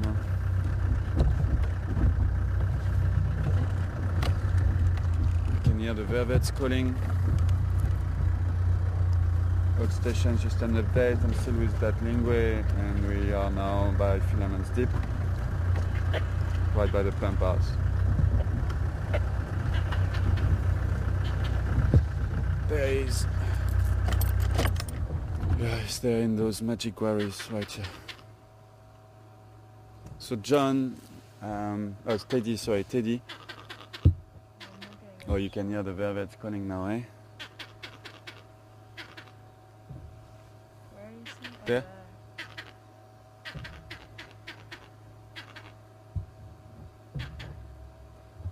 Yeah, Teddy. He might possibly share his first kill with Shivinzi, but yeah, as soon as he's gonna really get confident with his hunting skills, he won't share it. He will become more and more independent. His mother won't even try to go and eat of one of his kills. And yeah, I remember last year it was really something, because Induna and Mishu at that time were kind of still together. They were also starting to get independent from each other. Sorry. But they were still spending a bit of time together, and when Induna made that kill, sure, it was really like, I don't know you, like, just go away. And we had that footage of Induna on one side of the tree and Mishu standing on the other side of the tree on the branch, just waiting for Induna to let him grab a piece, and Induna didn't share his kill at all. And at that time they were between 1.5 years and 2 years old. Okay, let's go forward a bit.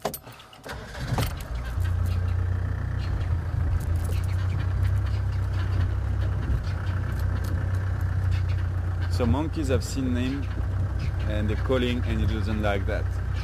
You're gonna drink a bit there, my boy? Okay.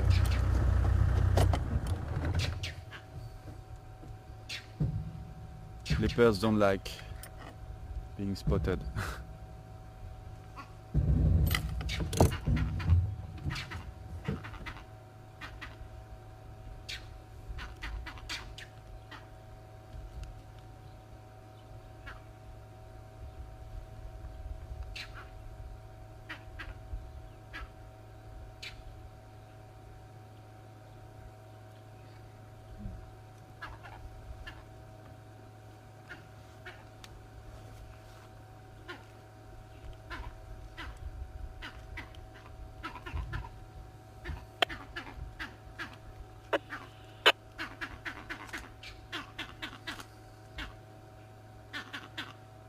They're actually very close to him, those velvets, calling from a tree which is like 20 meters on his right hand side.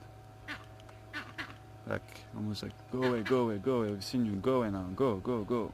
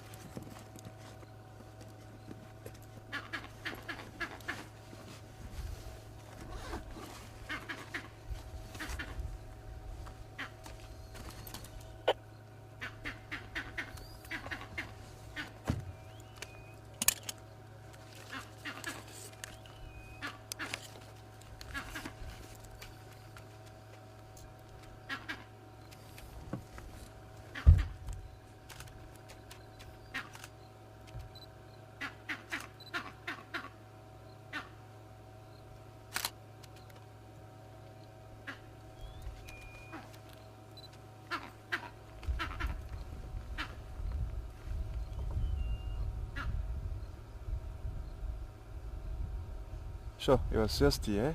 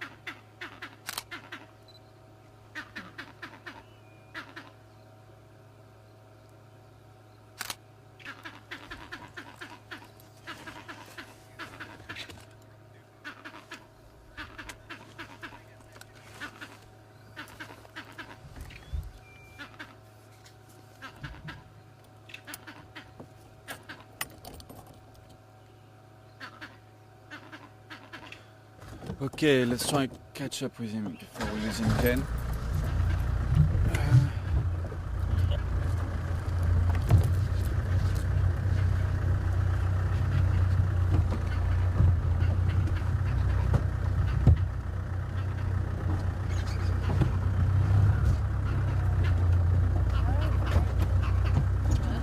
Just relax, monkeys. So I wish I could show you the monkeys, guys, but like if we stop for the monkeys, we're gonna lose this guy, and I was try to follow up on him, stay with him, because I'm not even sure we're gonna be able to do that. He's going towards very thick bush now. Okay. Sure.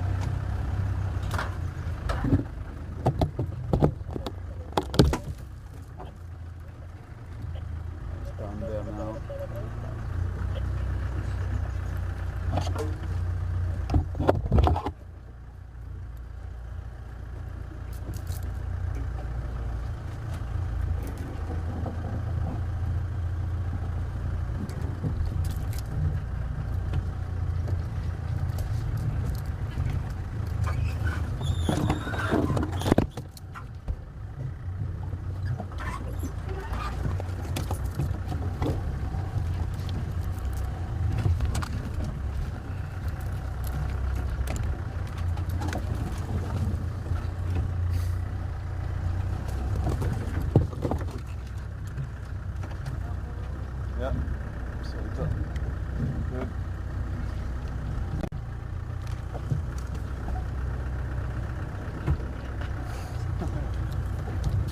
Okay, keep the area calm. We need to go under this one now,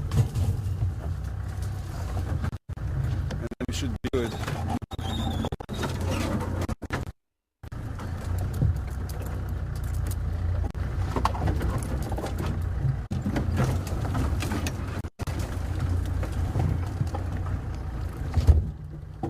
Do you see that picture, Mark?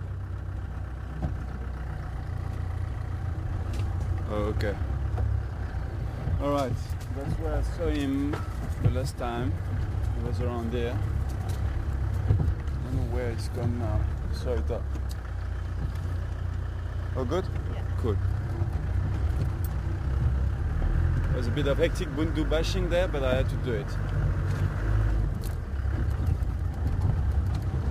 And he might be back on that road now. I don't know where he's gone. Where did you go, my boy? I see a mongoose there. Did you see a leopard, mongoose? Which way? Sure, he dived into the hole. We didn't go up. Sorry? Sure, we didn't go up. I don't know, eh? Got to follow my feeling again.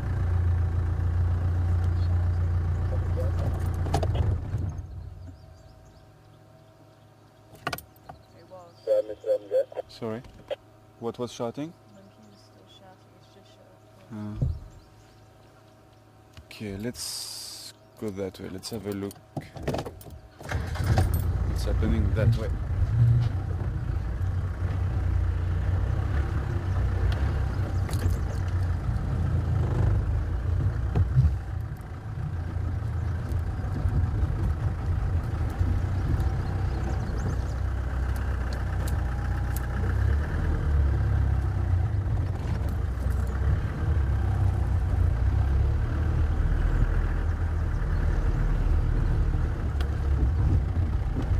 Definitely on a mission this morning.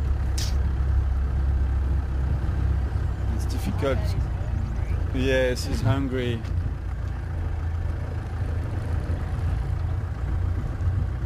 Mama hasn't brought them food for a while now. And it's difficult to keep up with them when they're on a mission like this.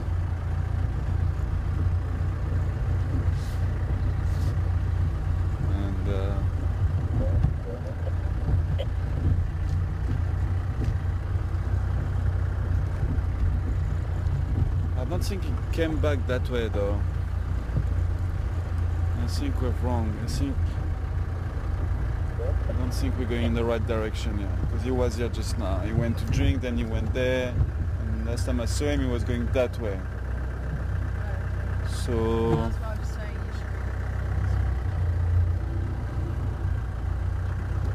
should. The monkeys are still shouting though. Maybe he's back that side.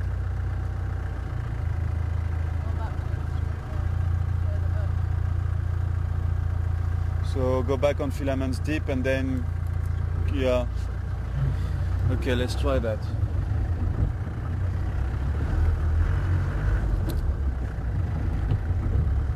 Alright, I had a question. Sorry Mark, can you just repeat the name of the person? I got the question, I just don't remember the name.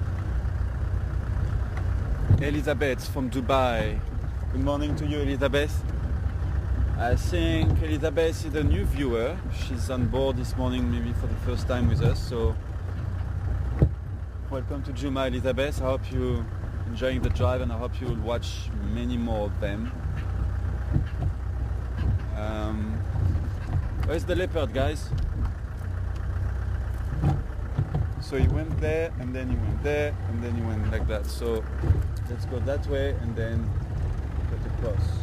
Maybe we can have a quick look at the monkeys. Where are they?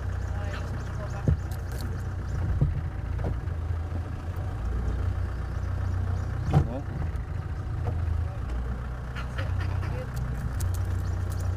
So Elizabeth was asking how much bigger Shivambalana is gonna grow. Is he at his adult size, or is he gonna grow bigger because it doesn't look very big? No, it's definitely gonna grow bigger.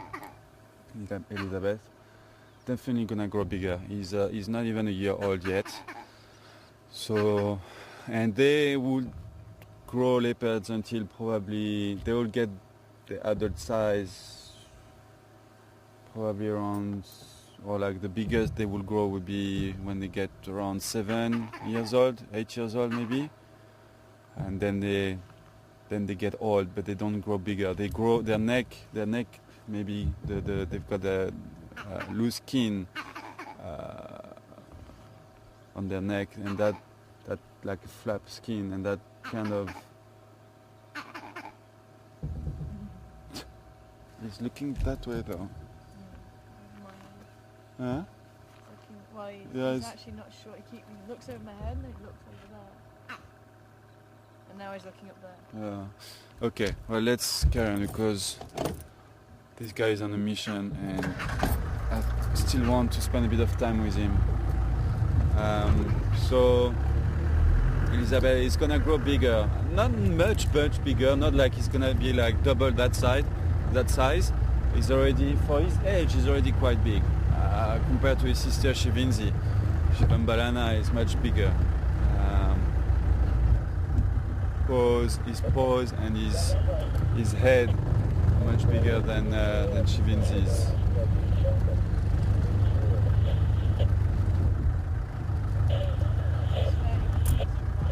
Yeah.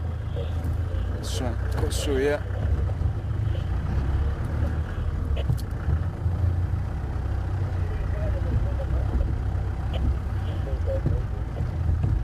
We're gonna need a lot of luck to relocate him now.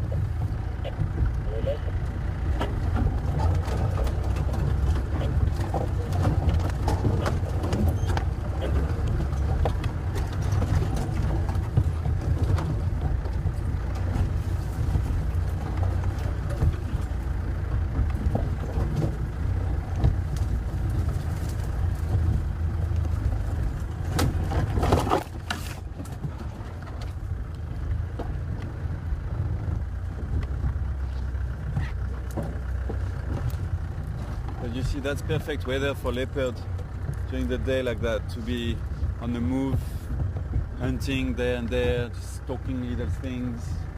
It's not hot, and he's definitely hungry.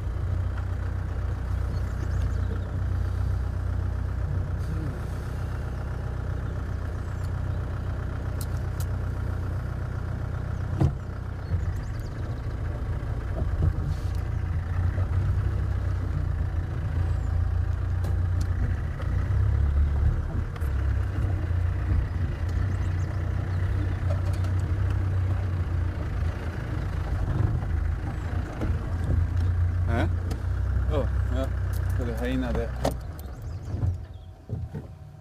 It's funny enough, I was thinking about hyena like literally a minute ago. I was like, this is the kind of place where we could also bump into a hyena. And bam, 1 minute later. Actually 2 of them, I think. No? Oh no.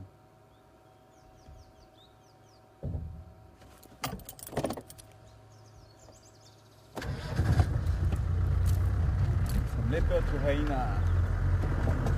Well, who do we follow now? Do we stay with the hyena or do we keep looking for the leopard? I don't know. Hyenas are also not really easy to follow off-road.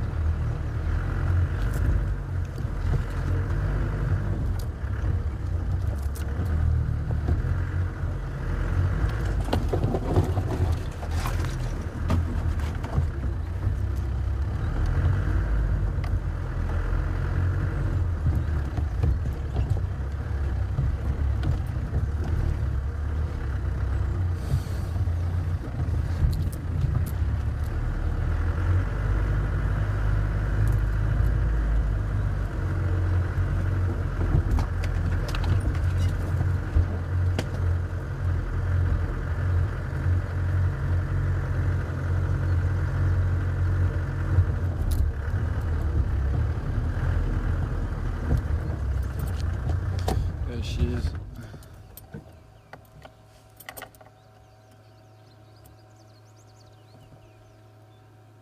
I really don't know where Shivambalana has gone now.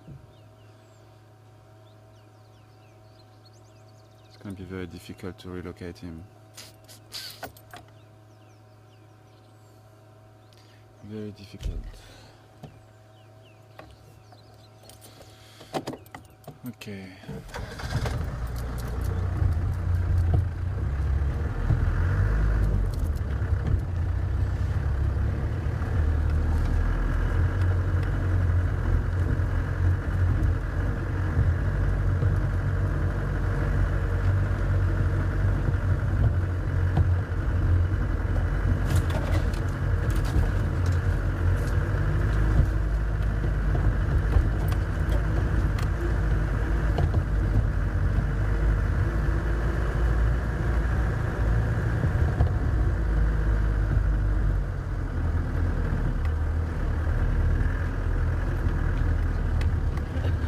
Doing?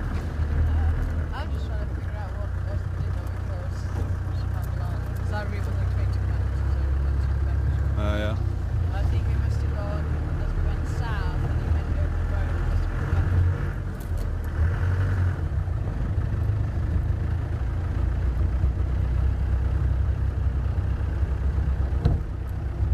Let's do a bit of a loop from Quarantine and back onto Zoe's Road maybe, because he might actually head back towards Zoe's Road. That's where we found him, so he might head back there because that's probably also where his sister might be. And I don't think he would go very far from there, so he's probably made a bit of a loop. So with a bit of luck we might catch up with him again, either on Vuyatela Access or maybe on Zoe's Road. And if we don't, then we'll just make our way to the den, see if the hyena den is active.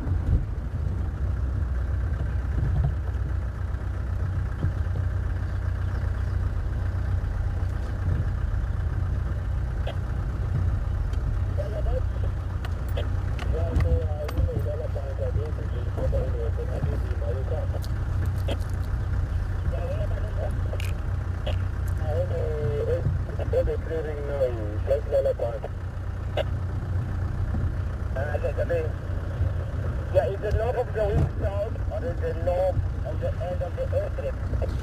We've seen them in that drainage line before, so he knows that area very well. He might actually be in there now. But it's difficult to drive in this drainage line, it's very thick.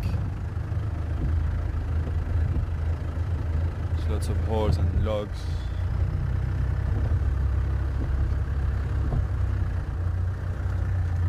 Yeah, sure.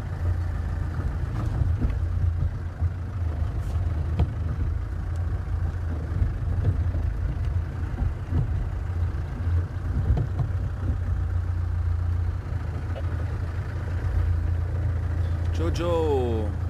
Morning to you, Jojo. Let's go and check out down there. Jojo's got a hyena question. Question that actually lots of people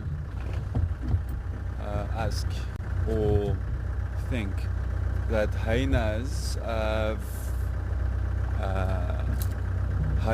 longer legs to run and longer legs and a bigger front of the body so that they can run faster.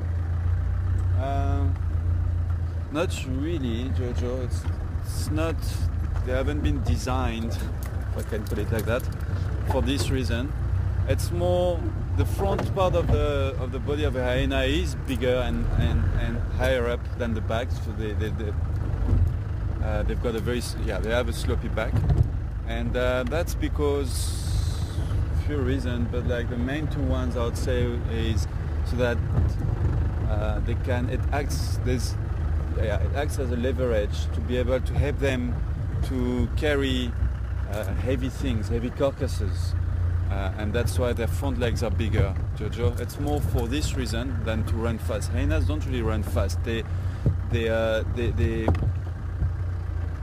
make their prey tired, so they're not like cheetahs. They will run after their prey and run after them for a long period of time until the prey actually gets tired of running, and that's when they get on their prey and make the final move and kill it.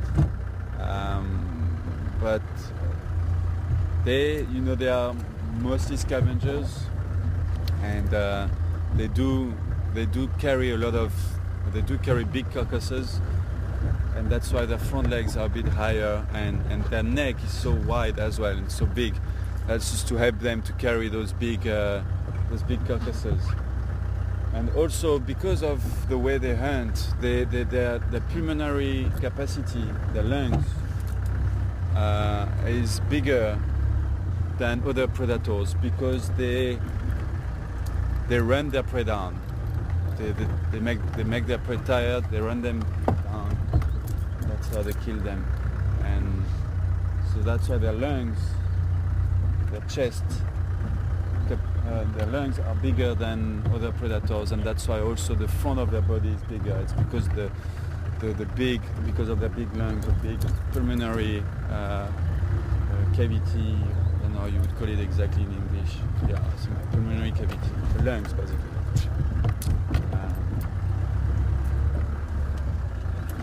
That's where we had Shivindi a few weeks ago on a rock monitor.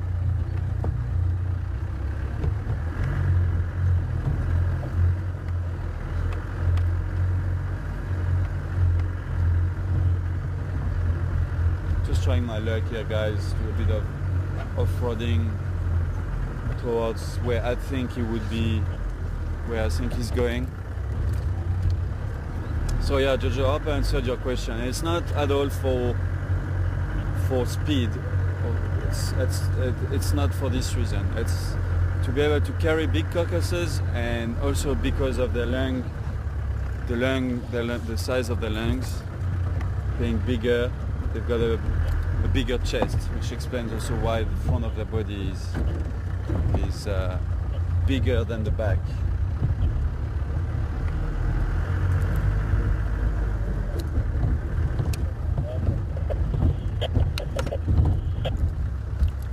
I hear that the guys from the west, Leopards, Bamba Mahal line, that area,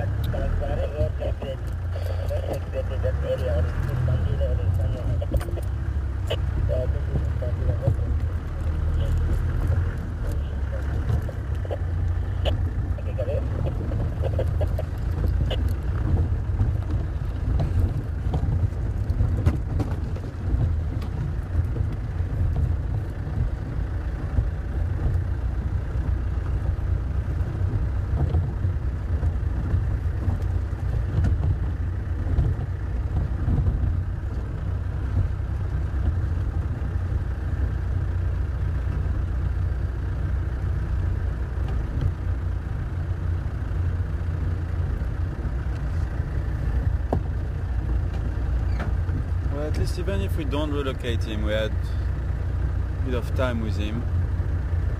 And we did see him hunting as well, which is pretty cool. Running after those warthogs. I hope you guys, I hope Tara managed to give you a few shots.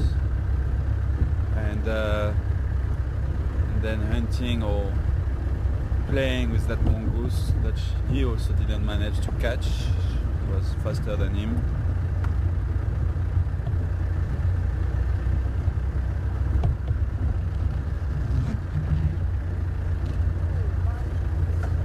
Ah, okay. Okay.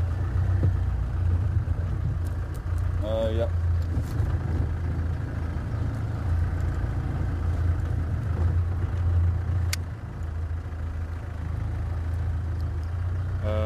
Ephraim coming? Do you guys know about those Ngala and Konzos on Rebecca's Road heading towards Zoe's Road?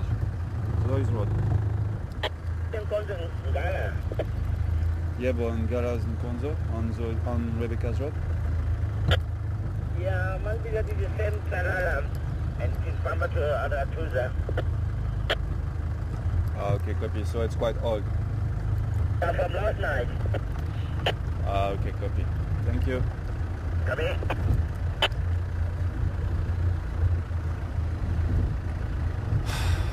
Okay. Yeah, it's from last night apparently. Salala's heading towards Aratuza property.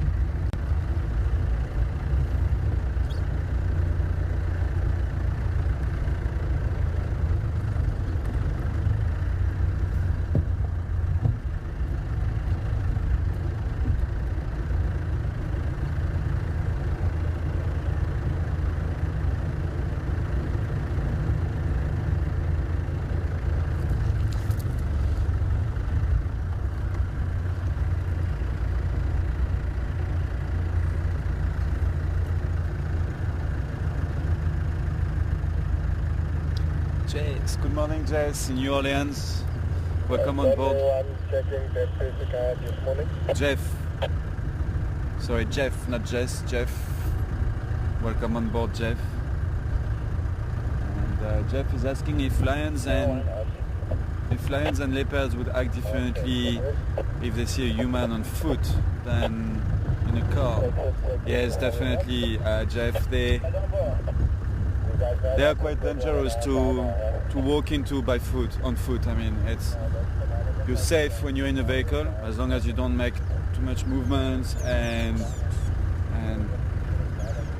as much as you behave and you respect the safety distance and everything, you're safe in the vehicle. But on foot, if you're surprised, the first reaction would be to go away, move away from you.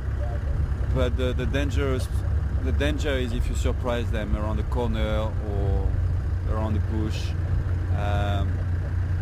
then they will definitely turn into very dangerous animals, very aggressive. They would come for you, they would charge you.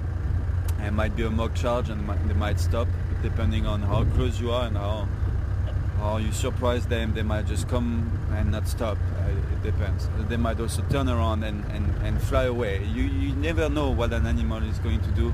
It depends on so many on so many circumstances, and also it depends on the animal himself and in which mood is he, and the character of the animal. You got some animals which are more aggressive than others.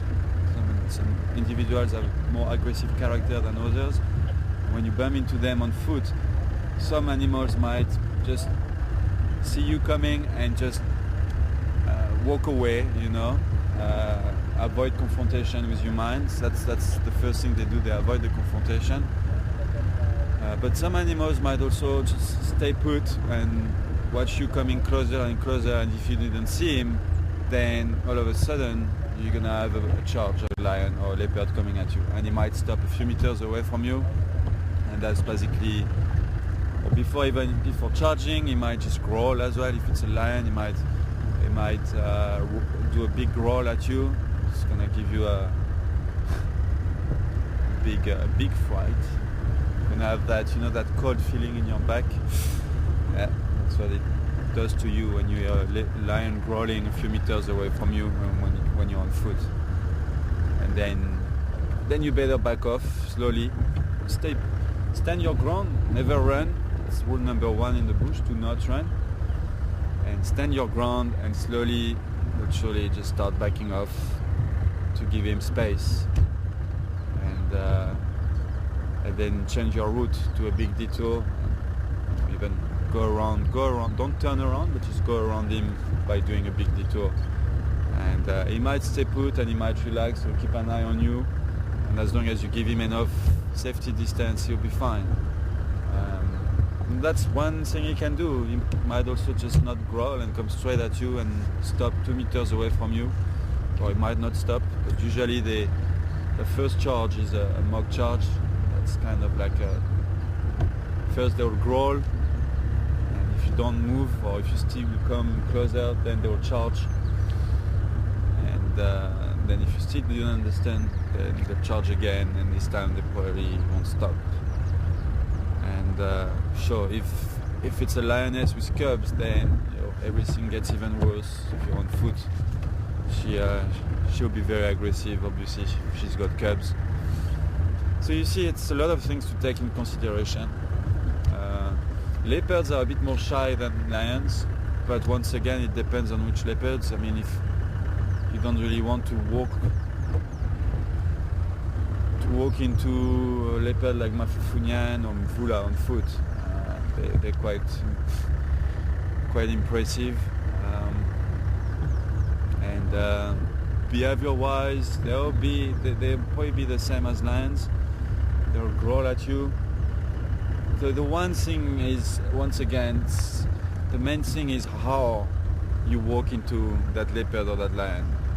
If you walk into him as like that lion or that leopard saw you coming from a distance, or you walk into it as like he didn't see you, you didn't see him, and it's a surprise. Like around the corner, behind the big magic-berry bush, you've got 2 lions sleeping there, and you're walking straight through the bush, and next minute you've got 2 big male lions or big male leopard 10 meters away from you. That's bad. That's what you want to avoid, and that's why when you walk in the bush, you as a guest, you don't have to worry about anything, but your guide in front of you is very much alert about everything, about the tracks, about the sounds, about the smell. All your senses are switched on, and they say it's like the second most stressful job in the world after an airline, after being a big airline pilot. So this is the second most stressful job, and it is. If you go on a walk for 3 hours with guests in a big 5 area, I haven't done it. I have done it, but not as like a guide. I've done it as like a trainee in train. We used to go and walk every day, and we used to be put in situations where we would have to guide and be responsible for the rest of the people, but you still feel kind of safe because you know your lecturer is there, even though everything is on your hands, because you're walking ahead in front of everyone. Just that pressure, that stress is incredible. You come back to camp after 3 hours walk, you're really, really tired because your brain has been on for 3 hours. It's a good feeling, but it's a good way to be tired. It's your brain is just so switched on, and you look at everything, you smell, you look at the tracks. You have to be careful of the wind when the wind changes, and listen very carefully all the time. Plus you've got people at the back who are talking and being very relaxed and joking, and you have to like deal with that as well. And plus you have to know where you're going, keep your bearings, and making sure that you're walking in the right direction and not getting lost. Anyway, all of that makes it for a very pleasant walk, but stressful as well, very stressful, because you've got a few people's lives in your hands. Nobody's home. Okay. Everybody's sleeping. Probably all sleeping.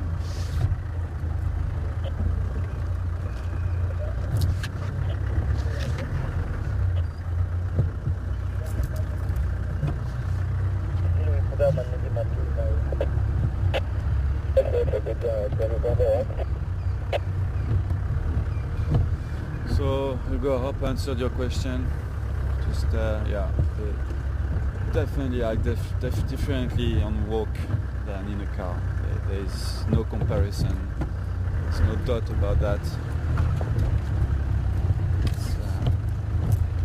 As much as you can get pretty close to a leopard when you're in a car, like we were this morning with Shivam Balana. It was just a few meters away.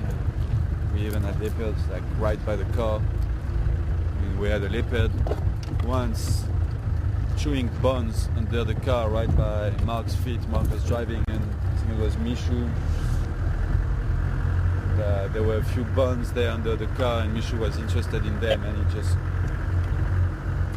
went to put half of his body under the car right there under Mark's feet, looking up at Mark to make sure that everything's fine.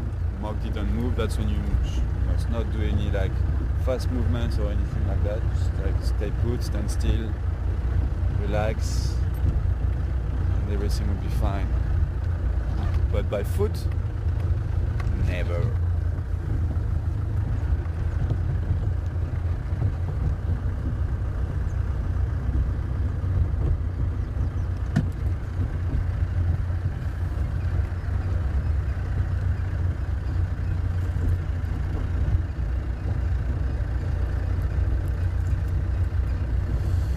Janet Jones, welcome on board, Janet. Janet is asking if there are any animals that I miss from my country, Gabon, and correct me if I did get that correctly, Mark, if there are any, what are the big cats in Gabon?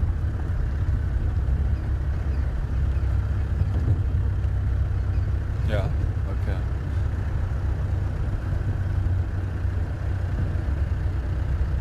Yeah. Yeah, okay, yeah. So what big cats do I have in Gabon, if we have any? We've got leopards in Gabon, Janet. Forest leopards. They're slightly different than the ones we get here. They are darker and thinner as well. They don't get bulky and big like leopards around here. They're usually a little bit skinnier and shorter as well. On their legs are a little bit shorter. And darker because they live in the forest, so to camouflage they need to be a bit darker than this kind of environment.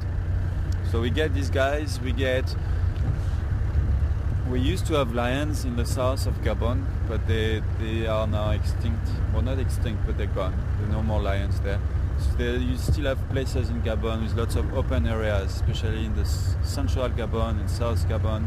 The north is very much equatorial forest, and it's just when you fly over the north of Gabon, it looks like a field of parsley. Parsley, how do you say it? Parsley or parsley?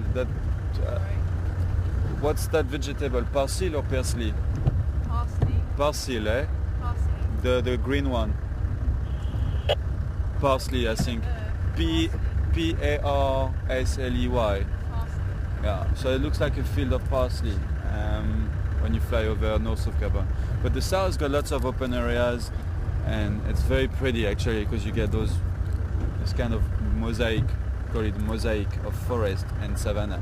So you get savanna, and then you get a bit of forest, and then you get savanna. So there used to be lions there, but not anymore. What else do we get as big cats? We get. I think we have genets there. Well, even though they're not really big cats, sorry, but just thinking. Yeah, that's it, because we don't have any cheetahs or anything else like that. Big predators. We don't have really big predators. Like big predators would be really your leopard, and then we have lots of small carnivores. And which animals am I missing? I would say definitely the apes, Janet. Definitely my gorillas and my chimps.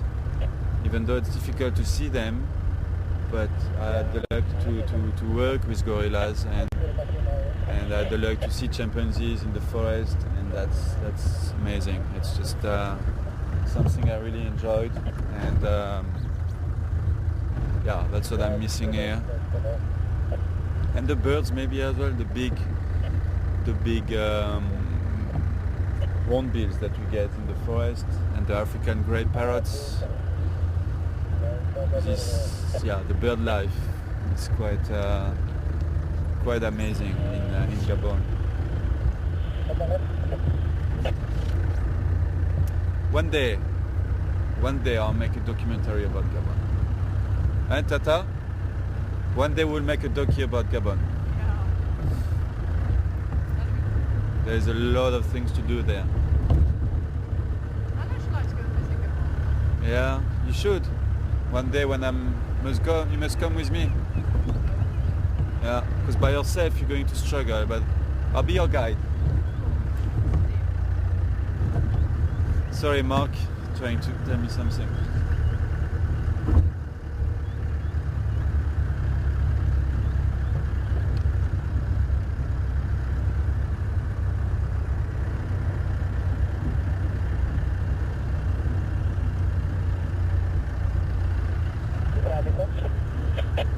Brandon, welcome on board, Brandon. Brandon is asking if leopards would hunt when it's raining, and predators, not just leopards, okay. Predators in general would hunt when it's raining, and if the rain would actually cover their smell, so that actually they might be even more successful when it's raining. Actually, I'm not too sure if they do hunt more when it's raining. Do they hunt more when it's raining? They do hunt, okay, maybe not more. They do hunt when it's raining, but maybe not more. It just doesn't. That storm that we had. Oh, that's right. Yeah, I remember that now. Yeah. Last year we had a storm when Kirula was pregnant, and she actually killed 4 duikers during the course of the storm. Yeah, but there were duikers as well. I remember there was a steenbok on the branch. I know, we're talking about 2 different things. How's that? How's that for relocating? Sure.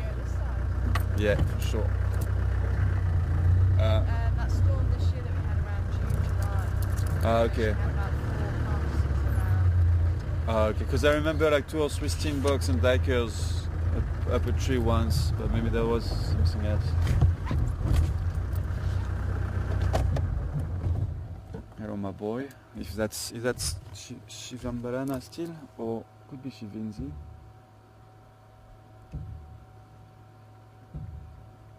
Yeah, Shivambalana. Ah, hold on. I need to see his face better. Maybe go around the front. Yeah.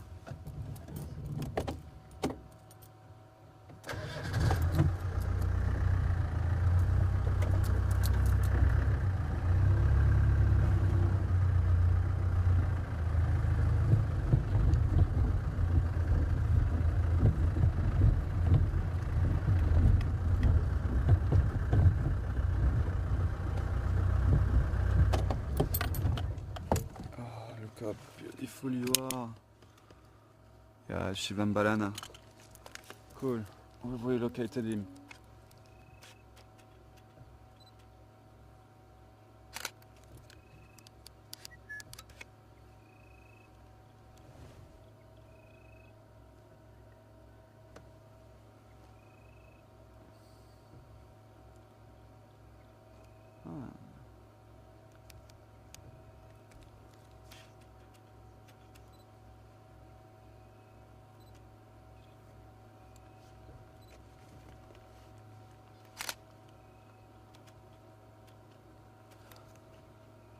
It's actually Kerula. Yeah, now that I can see it clearly. I just had a quick look at the wow on her forehead. So for any new viewers, well, that's the mum of the leopard we were with just earlier on. That's Shivambalana's mum, Kerula, meaning peaceful in Shangaan. And yeah, I thought it was him because of I just looked at the whiskers and then now I just saw the wow on their forehead, and that's the main thing we use to recognize Kerula. Plus she's also very comfortable around vehicle, like her name says, very peaceful.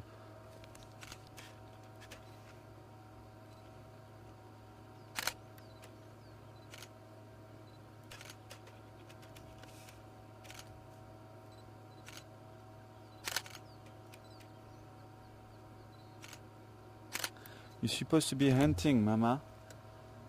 Your cubs are hungry.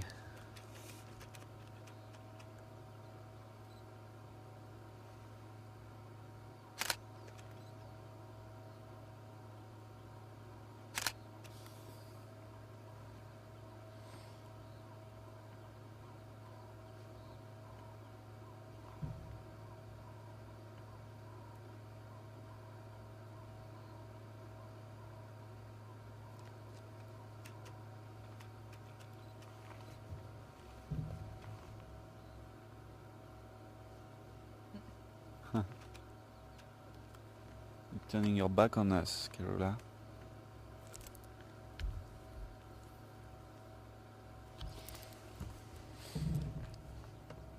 And from this morning's drive, I mean, you can see how much leopards like termite mounds. That's how we found Shivambalana 2 hours ago on top of a termite mound. And now we're finding his mum on top of another termite mound. They love spending time on termite mounds. It's higher up, so they have a bit of visual on everything that's happening in the surroundings, in the bush, and they feel safer as well. But it's mainly just to be higher up, to hear better, to see better.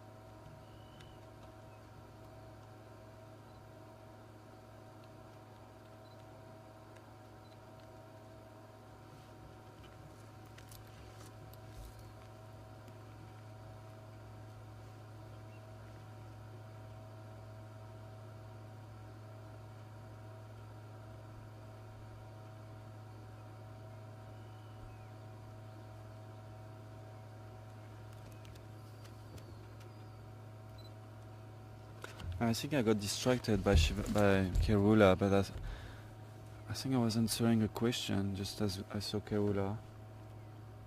Oh yeah, about leopards, predators hunting in rain. We actually did cover that. I did cover it, saying it doesn't really change anything. They will take advantage of a storm or big rain sometimes, like we've seen Kerula last year. We were saying she's killed 4 impalas during a storm. But not all the time.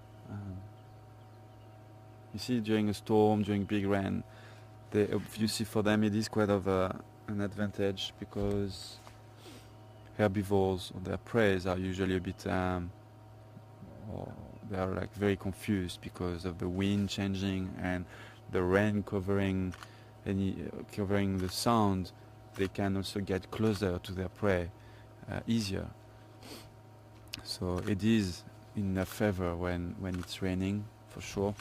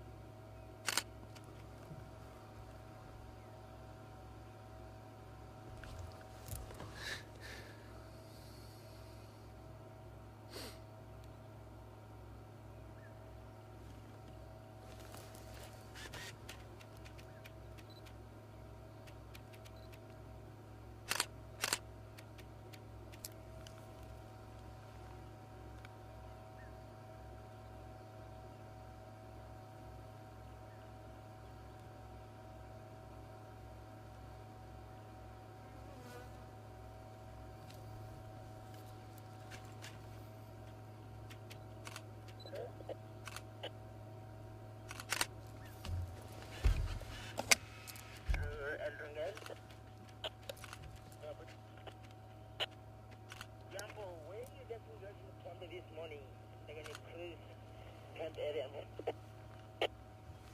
Yeah, to the east side of cruise camp. This is Central Road, right? No, that's Philemon's Cut Line, still. Okay. None of us found by there. There was grazing around, but looks like they will be maybe moving to the south along the boundary. Check maybe line open area if you don't find them.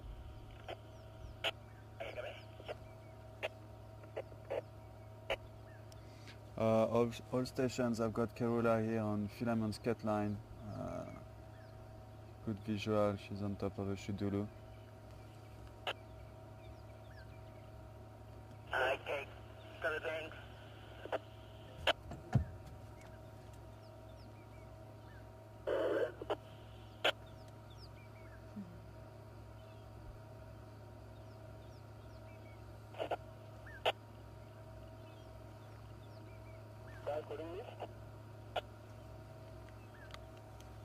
Is the station looking for me? I was studying Audrey. Okay. But you're not number. I'm on the boundary reading what I just left my previous spot now. On the move. You see she was scanning from the termite mound. Scanning the surroundings, looking for if there is anything she can maybe go for, like a small herbivore, steenbok or anything like her. And, let's see what their next move is going to be. She went down the termite mound on the other side there. She's already over there. Oh, what is it with Keola's family today, making me doing so much bonum bashing?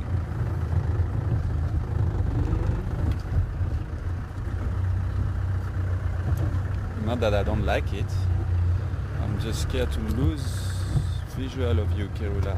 I don't want to, I want to see you, I want to spend a bit of time with you.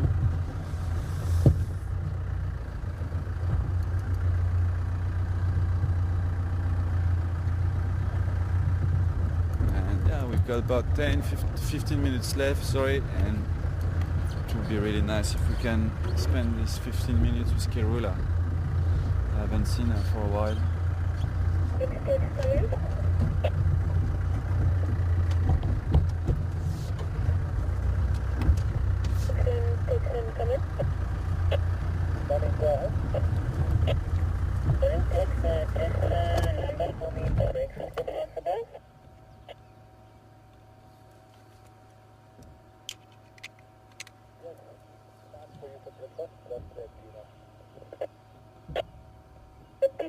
Early, no lunch? Yeah, I've still probably more for now. Vicky! Morning, Vicky. Hope you're enjoying the sighting. Vicky is asking if leopards purr. No, Vicky, big cats don't purr. Lions, your leopards don't purr. Just watch out that radio for me, please. Yeah, sure, okay. But you'll find that your cheetahs purr though. But no, your leopards and your lions don't.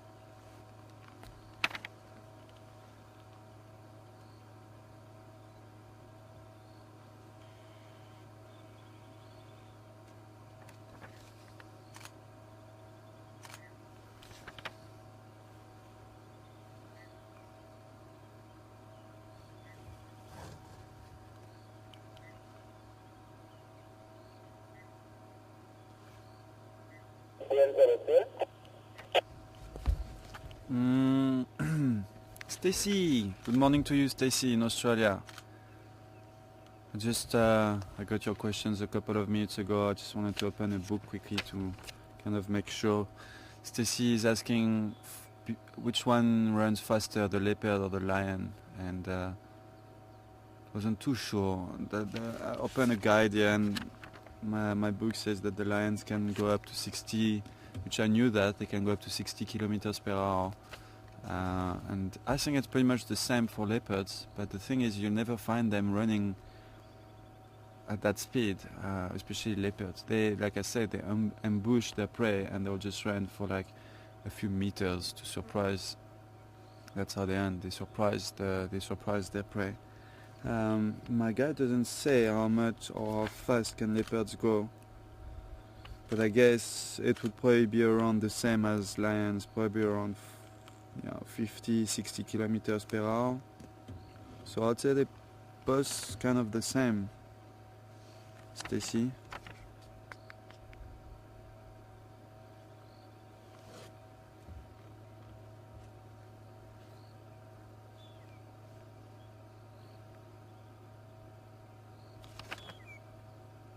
It would be nice to put a male leopard and a lioness together on an airstrip and make them run and see which one goes faster. I think the lion would probably go a bit faster than the leopard. If they have obviously a bit of a longer body, longer legs, more muscles as well. So I'd say that in this kind of situation, then the lions, you find that your lions might be a little bit faster, go up to 60, and maybe your leopard would go up to maybe 45, 50 kilometers per hour.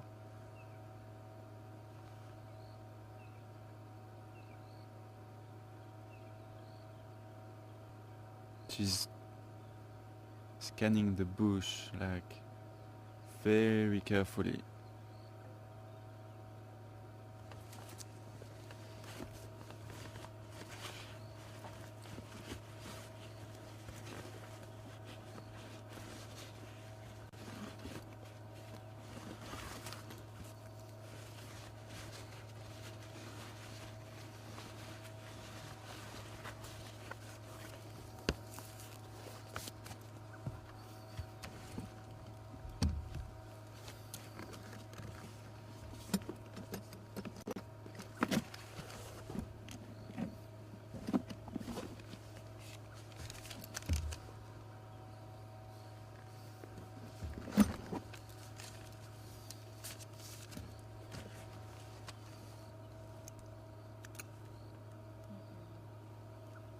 Yeah, I feel just felt a few drops as well.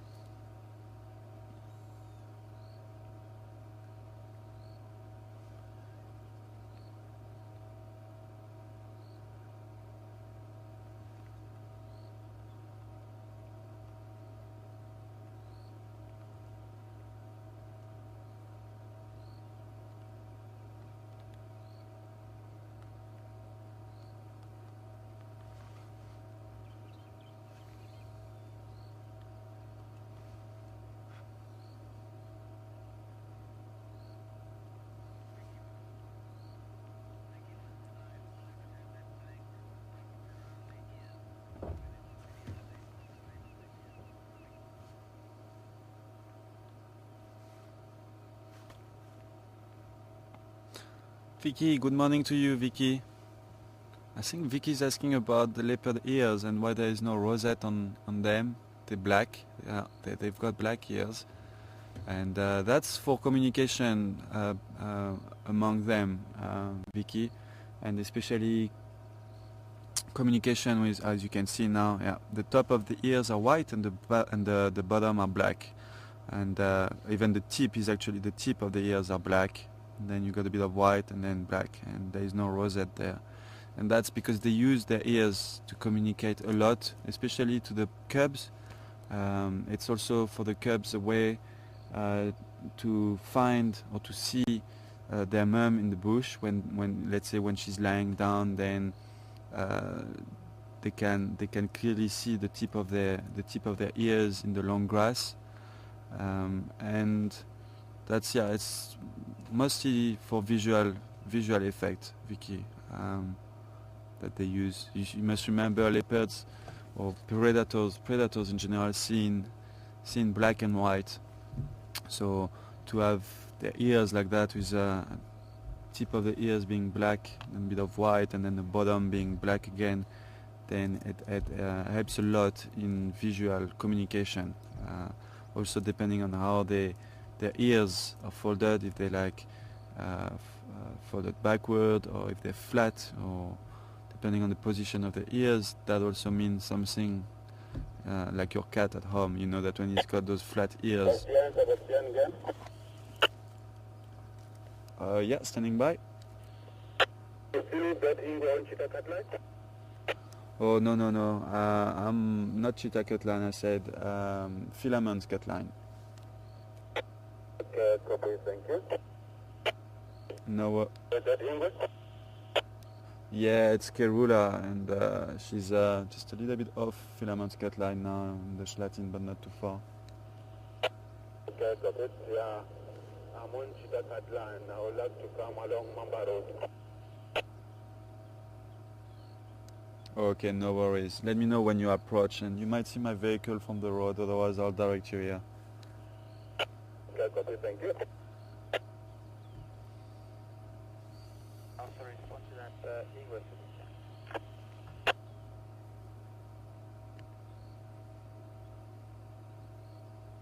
Can you come back, Andrew? I was trying to find out if he's in a lineup there. It's okay, if I can approach. Hold on, Mark. It looks like Sebastian time. So I'm making my way, but I'm still on Cheetah Cutline. I think you can respond. Right, thanks. Yeah, Andrew, you're more than welcome to join me here. I might have to leave in the next 5 minutes, but I'll leave a branch on the road. I'll let you know. Okay, so thanks. I'm approaching Spaghetti Junction. I'll come right from the plane side. Okay, copy.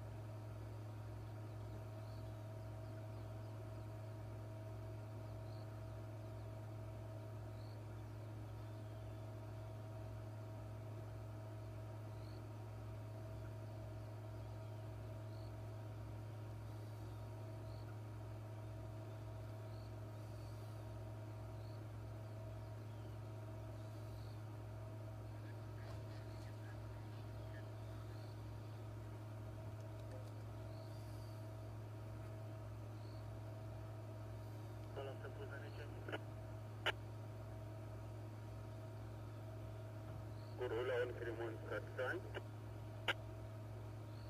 Okay, copy that, thank you. Just no more.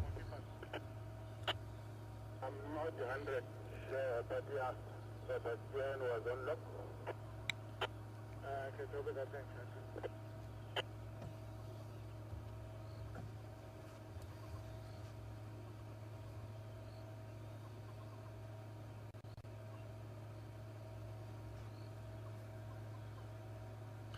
Gael, good morning to you, Gael, asking how does the African golden cat sound in Gabon? I don't know.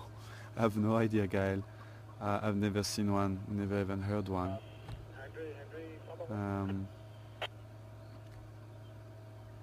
But I guess probably like a white cat, African white cat, or like a serval. I'm not too sure. Mobile after coffee.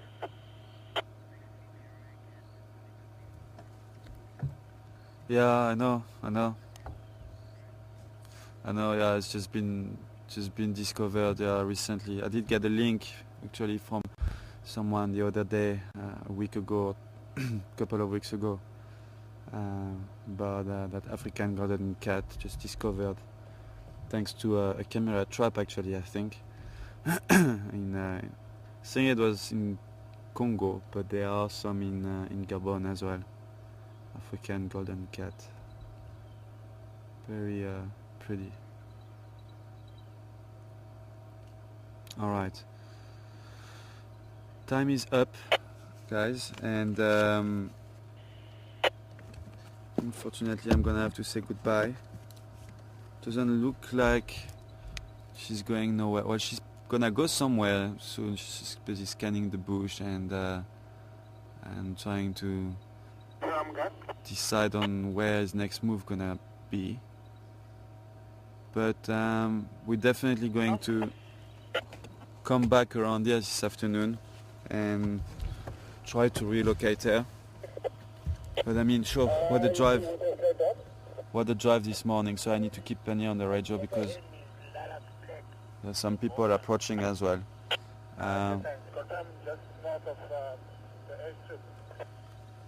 But yeah, sure. What a drive this morning. I was asking for leopards and I couldn't have better than that. I mean, we started the drive with Shivam Balana and did a lot of bundu bashing and lost him unfortunately, and then relocated him and then lost him again, but like, sure, nice sighting, and then bumped into Kerula, Shivam Balana's mom, on top of a termite mound as well, and she's definitely like in a hunting mode, like scanning the bush, listening carefully for what's going on in there, what she can hear, what she can see, and I think she's probably been like that for the last couple of days since she's left the cubs, and she's probably just been unlucky, and she hasn't succeeded in any hunt, but maybe today she will. It's gonna be difficult to relocate her this afternoon. It's to relocate her. It's not guaranteed that we're going to find her again this afternoon, but I'll definitely come back this way later on and drive around the block, see if we can find some tracks or do a bit of off-roading in this block and see if we can relocate her.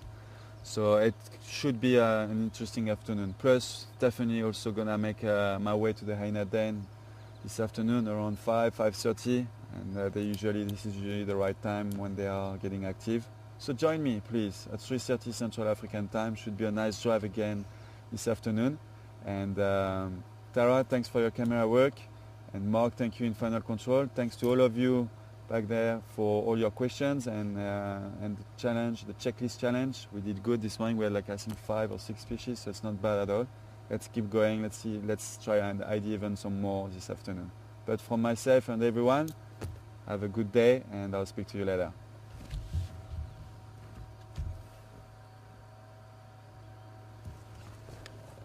And Kerula is saying goodbye as well.